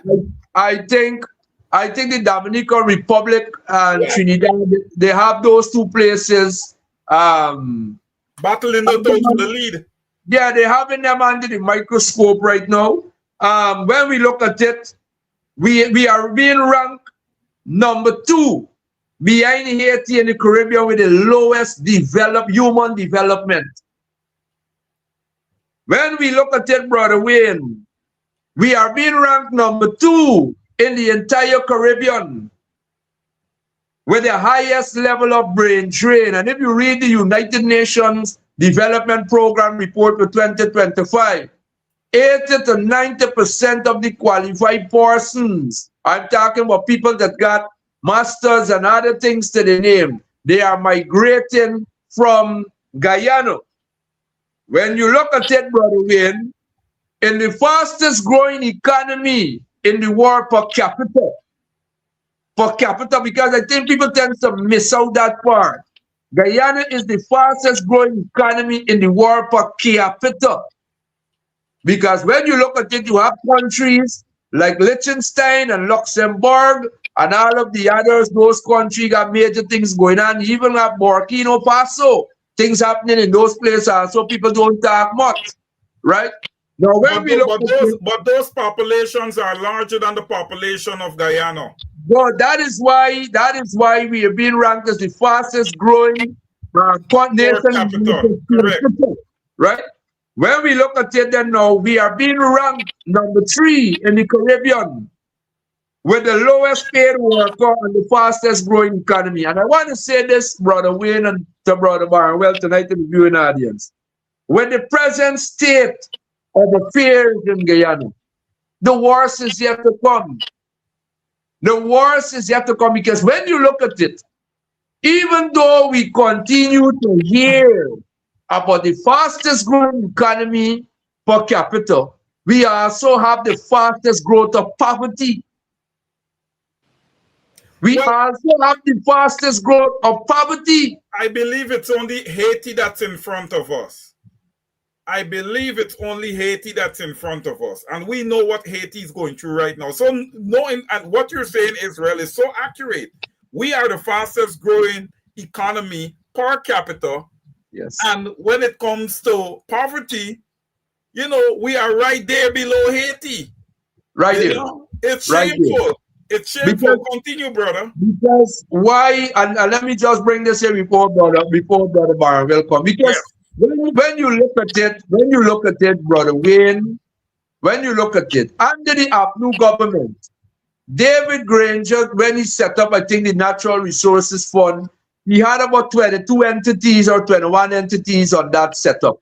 The religious community, civil society, the Bar Association, a whole crew.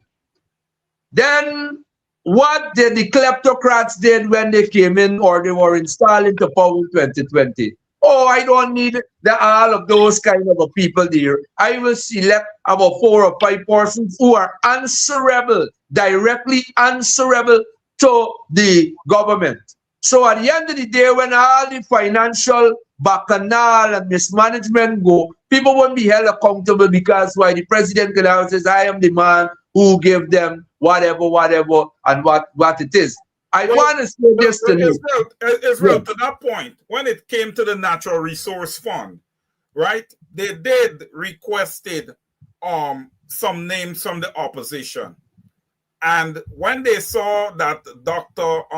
Vincent Adams' name was on that list, they totally refused to put him on that natural resource board.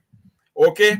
I believe Dr. Terence Campbell was on that board, but I think that everybody that was there representing the opposition would have somewhat left, which I believe that that's not a good thing, because once you would have leave, then you don't have any representation at all, and you wouldn't get the clean knowledge as to what is happening, because we know that the PPP is not a transparent government. Colin, can you hear me? Yes, I can hear you now. Good. All right, I'll let you have your say now, Mr. Barnwell. And before Colin go, we're going to try and hit some of the comments here from our viewers and listeners also, because I like them to know that they're a part of the program too. Go ahead, Colin. Yes. Well, let me piggyback a little bit off of one of the things that Israel mentioned earlier in terms of the kind of governance that Guyana needs right now. The winner take all. I would argue that the winner take all system is the mother of electoral fraud, because of the fact that no side can afford to lose because of the winner take all, where even if you have a one seat majority, you get to control 100% of everything in Guyana, and you become a one seat dictatorship. And that kind of system is very bad. I remember when Cheddi Jagan was in opposition, he argued that too much power is concentrated in the hands of the executive, and that when he goes when he goes back into power, he will immediately change the constitution so that that kind of power is never in the hands of one person. Well, as we all know, when that kind of power, when Jagan got back into power, he forgot all about his promise to change the constitution to reduce that power. And so today the PPP is enjoying that winner take all power, where they literally are a dictatorship government. The opposition is disregarded when there are functions involving diplomats from overseas. They exclude the opposition. And I got to find out, I'm not sure if you guys are aware, the last meeting with a delegation of congressional leaders came and they met with the regime. I know it was led by Senator Chris Coons, and I'm not sure if they were able to reach with the opposition, but they did claim the U.S. Embassy put out a statement saying that they met with all the stakeholders. So I have to find out if the opposition was a part of that meeting, because the people who voted for the opposition, they are part of that same stakeholders of Guyana, and they must have a say in the governance of Guyana, what happens in their country. So I got to reach out, and you guys can do the same. You can reach out to Senator Coons' office Let them understand that Guyana is not a democracy. It's not a functioning democracy.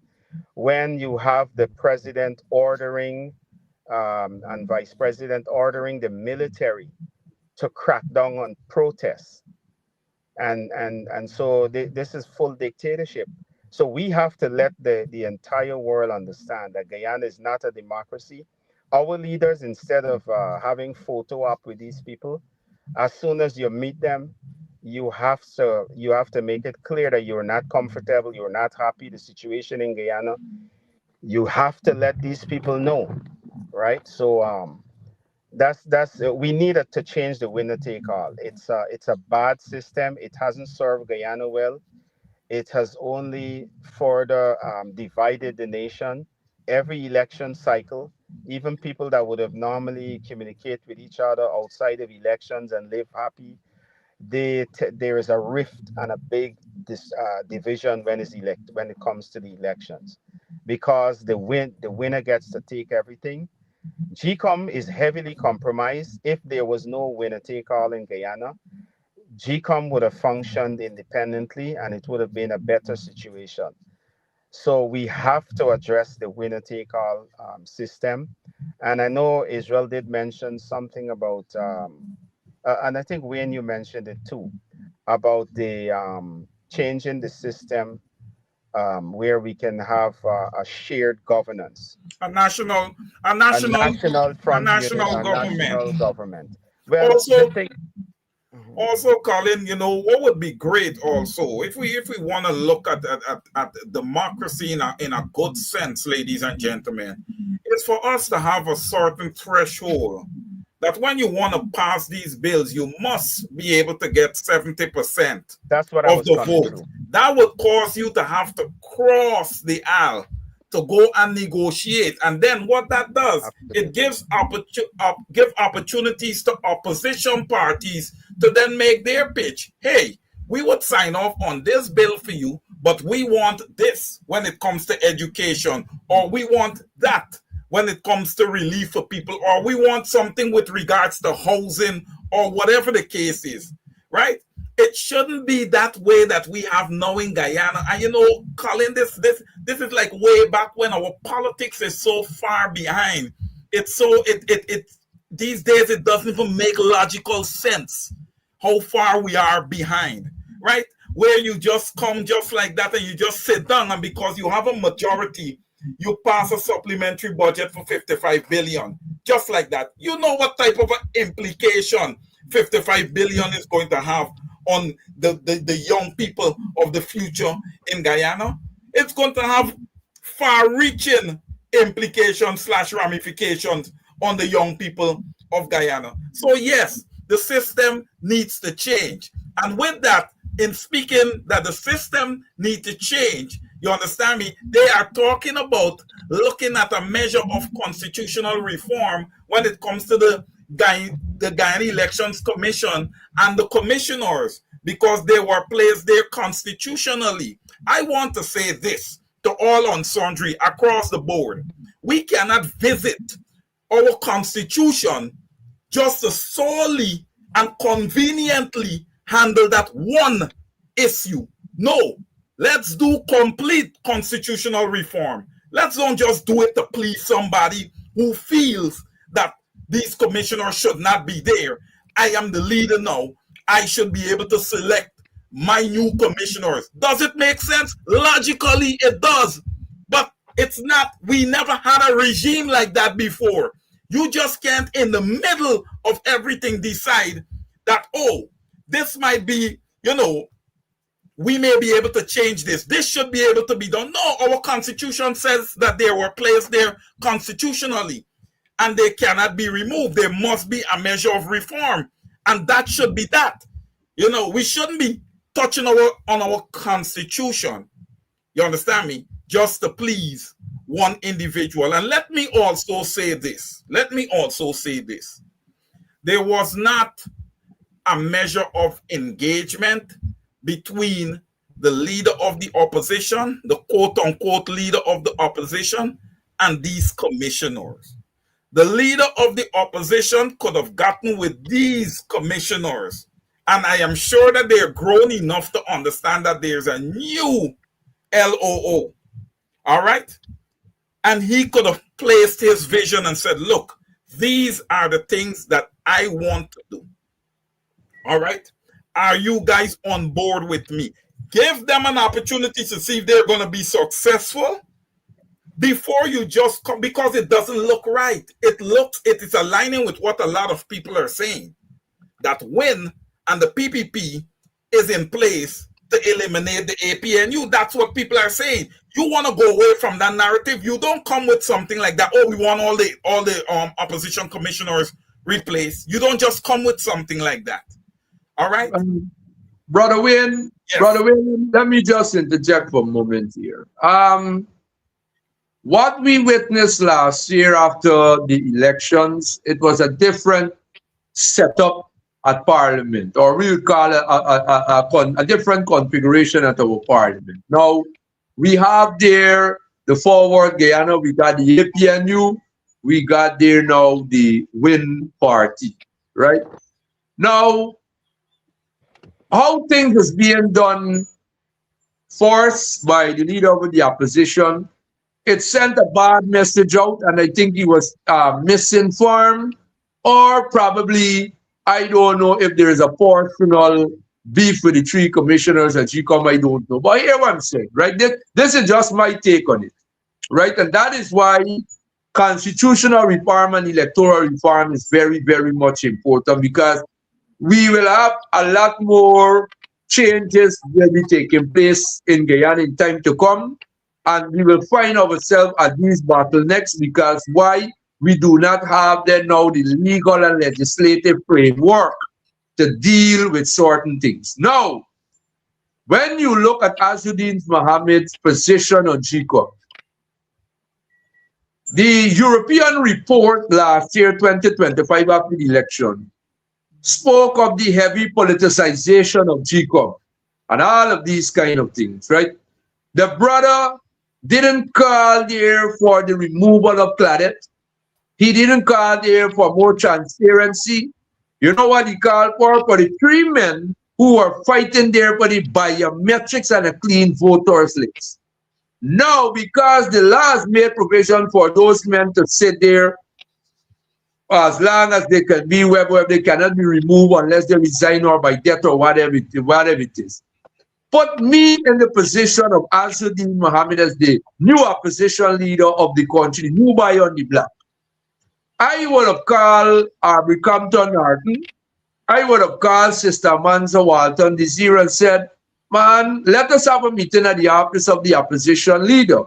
And I would like the three commissioners from GCOM to be there who's representing the opposition side of the house. And when you invite them to the meeting, you ask Sister Manzo, as leader of the Forward Guyana movement, to put out our 10-point plan, what you would like to see be done at GCOM. You ask Aubrey Norton to put out this 10-point plan, and you, me being the leader of the opposition, I come with my 10-point plan. We sit down there and we say, hey, you know something? Let us have a meaningful conversation because we need to see some major structural changes at GCOM. Now, look at this. He never did that, right? Azzudine Mohammed never did that. He continued to holler, the three men must go. Now, when you look at it, brother Azzudine Mohammed doesn't have 31 seats in Parliament. You got 16 seats. The APNU got 12 and the Sister Manzo with the Forward Guyana got 1 seat. Whether it is 12, whether it is 16 or 1, how it gonna look now? Let us just say if Sister Manzo say, well, I am sitting in the Parliament of Guyana now. This is a political party, the Parliament of Guyana, and we want a representative on the opposition side and now at GCOM as a commissioner. APNU jump out and say, well, I need somebody. Then what will happen then? It only means that WIN will have to put up one, APNU will put up one, and the Forward Guyana put up one, because why? If Azzudine Mohammed put up 3, APNU be left out, and the Forward Guyana be left out. And this is the kind of politics that is being very detrimental, because when we look at it, I only want 3 people that can only speak with me. So what happened with the other 12? Because your 16 doesn't give you exclusive rights. But brother Israel, here is the other thing with that. They can go and they can sit down and they can negotiate how much they want to. All right? It is up to those 3 gentlemen. All right? Aubrey C. Norton cannot remove those 3 gentlemen. Yeah, He can't. But here's the thing, brother Wayne, before I hand over to Brother Barnwell. Hear what I'm saying. Because we have met at a place where there is a lot of legal wranglings and misinterpretation and interpretation of the law and all these things. Hear what I'm saying. And that's what I give you just now with a simple formula where Azuddin Mohammed can show that level of maturity and say, here we're going on. Because of certain things, bring the 3 men there now and you put out your 10-point plan. You understand me? And what you do as the leader of the opposition, whenever you're engaging the 3 commissioners, you invite Sister Manja and you invite them now, Mr. Aubrey Norton, and you have that conversation right at the office of the opposition leader. So at the end of the day, the commissioners are not only speaking with APNU as they're putting it out there within this present reasoning. It means that the 3 commissioners that are there will be speaking for the 3 opposition parties that are in parliament and the opposition parties like ALC and ALP who are not in parliament. All right, before I let him call in, let me come back, Israel. Let me come back and put this out there now. Azuddin Mohammed, okay, would have come from the belly of the beast, the PPPC. All they know about is taking it all. Hence the reason Azuddin Mohammed would have put up his 3 lawyers. He didn't put up 1 lawyer. He didn't put up 2 lawyers. He put up all 3 lawyers to represent those 3 positions. Meaning, and I quote, just like the PPPC, he wants it all. There is no sharing. Colin, I'll hand to you. Yeah, okay. When it comes to the whole issue of the 3 commissioners at the GCOM, here's the reality. Those men have voted in favor of opposition agenda 100% of the times, and 100% of the times Claudette Singh, who has the deciding vote, was able to overturn anything that they can do. So if you are talking about reform, you need the chair to go. As long as Claudette Singh is in the pockets of the PPP, she is heavily compromised. And so it don't matter who you put as the commissioners, Right, brother. as long as Claudette Singh has the deciding vote. That's why I keep saying elections is a mathematical game. If you understand math, you will understand that going and remove those people or making constitutional change just so that you can have people in there will do absolutely nothing if the PPP can have the chairperson vote in their favor. Come on, let's apply some reasoning and common sense here. Yes. It's just nonsense. I mean, we got to get to the reality. That is why I was saying earlier, we got to look at Win and what they're doing, what their focus is on. If their focus is not on coalition unity to defeat the PPP, their focus is not on removing Claudette Singh, but removing the 3 guys who voted and along with the opposition agenda, then we have to question the whole existence of Win. You got to question what is their goal? What is Win's goal? How do you justify your existence? Are you there to really defeat the PPP, or are you there just to eliminate opposition? Eliminate opposition. And if the goal is to eliminate the PNC, you're wasting your time, because unfortunately for them, the PNC is here to stay. Let me be clear. As long as African Guyanese exist, so will the PNC. I need people to get that in their head. All these people that come up with these nonsensical ideas that they can erase and diminish a party that was started by one of the most brilliant black leaders of our time. It's not going to happen. We won't allow it, first of all. And we will be working to get back some of those same people that went over to Win. As long as Win's agenda don't line up with removing the PPP, I'll give Win some credit for exposing the government and bringing out a lot of the dirty, secrets of the PPP, exposing Ali and his crime family. All of that is great, but in terms of winning an election, we have to go a step further. We have to be able to work together. If we can't come to that agreement, then early on we will have to let people know that there is no point in win. Win wouldn't be able to win. Winners would become a losing proposition. And I don't think the Guyanese people really want that to happen. The Guyanese people want to remove the government, the dictatorship PPP government. Well said. They have to remove for those people, those 100 people to get justice, for those 20 people in Madia to get justice, the family, for those girls to get justice, for justice for Quindon Backer's family, for the Henry Boys family, for Orrin Boston family, for Johann C. Douglas, for all the people that suffered under the PPP. They got to go. These people got to go. And our leaders got to get tough. Our people will have to toughen up. It's regrettable that there will always be some house slaves. House slaves have been around from time immemorial. There will be house slaves. We will confront them. We will make life harder for house slavery. We will make the trade bad for people to want to join.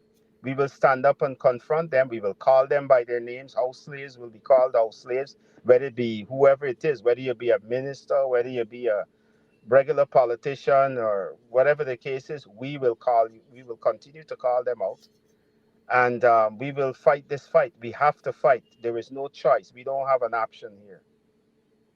Thank you so much, Colin. Israel, Colin, we have come to program time. Guys, please, this program was very interactive and edifying here to the audience this evening.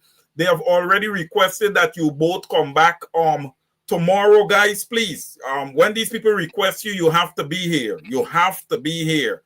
So, Colin, can we get you back tomorrow night? It's going to be 1 hour, so I want you guys to be. It's got to be rapid fire. Definitely. You're going to be back, Colin? I'm willing. Yes. I'm willing. Okay, Israel, are you going to be back with me tomorrow? Yeah, brother Colin. Yeah, brother Wayne. I'll be back tomorrow. What time? What time tomorrow? 7 o'clock. Same time. It will be 6 o'clock for you. Okay? 6 o'clock for me. Yes. 7 o'clock for myself and Colin. Ladies and gentlemen, please do join us tomorrow for another program of Over to You, Rapid Fire, with Mr. Israel Gordon and Mr. Colin Barnwell. I want to thank you guys for your input also, the schemes, right? The schemes that were built out by LFS Bornholm. I took a little bit of notes. Belfield Festival City, Melanie, Roxham Bornholm, Campbellville, Guyok Park, Guyok Gardens, and you got Stevie Doe, and you guys go on and on and on. So you guys see the body of work and how much the late, great LFS Bornholm would have done to contribute to Guyanese, having their own housing. All right. And of course, when you have a home, it contributes major to alleviating poverty. My brothers, my two African brothers, I love you guys. The audience, I love you guys. I love you guys. I love you guys. I say over to you, and I say good night. We see you right here tomorrow, 7 p.m. sharp, for another edition of Over to You, a program for you, by you, for the people, by the people. Thank you guys again. Yeah.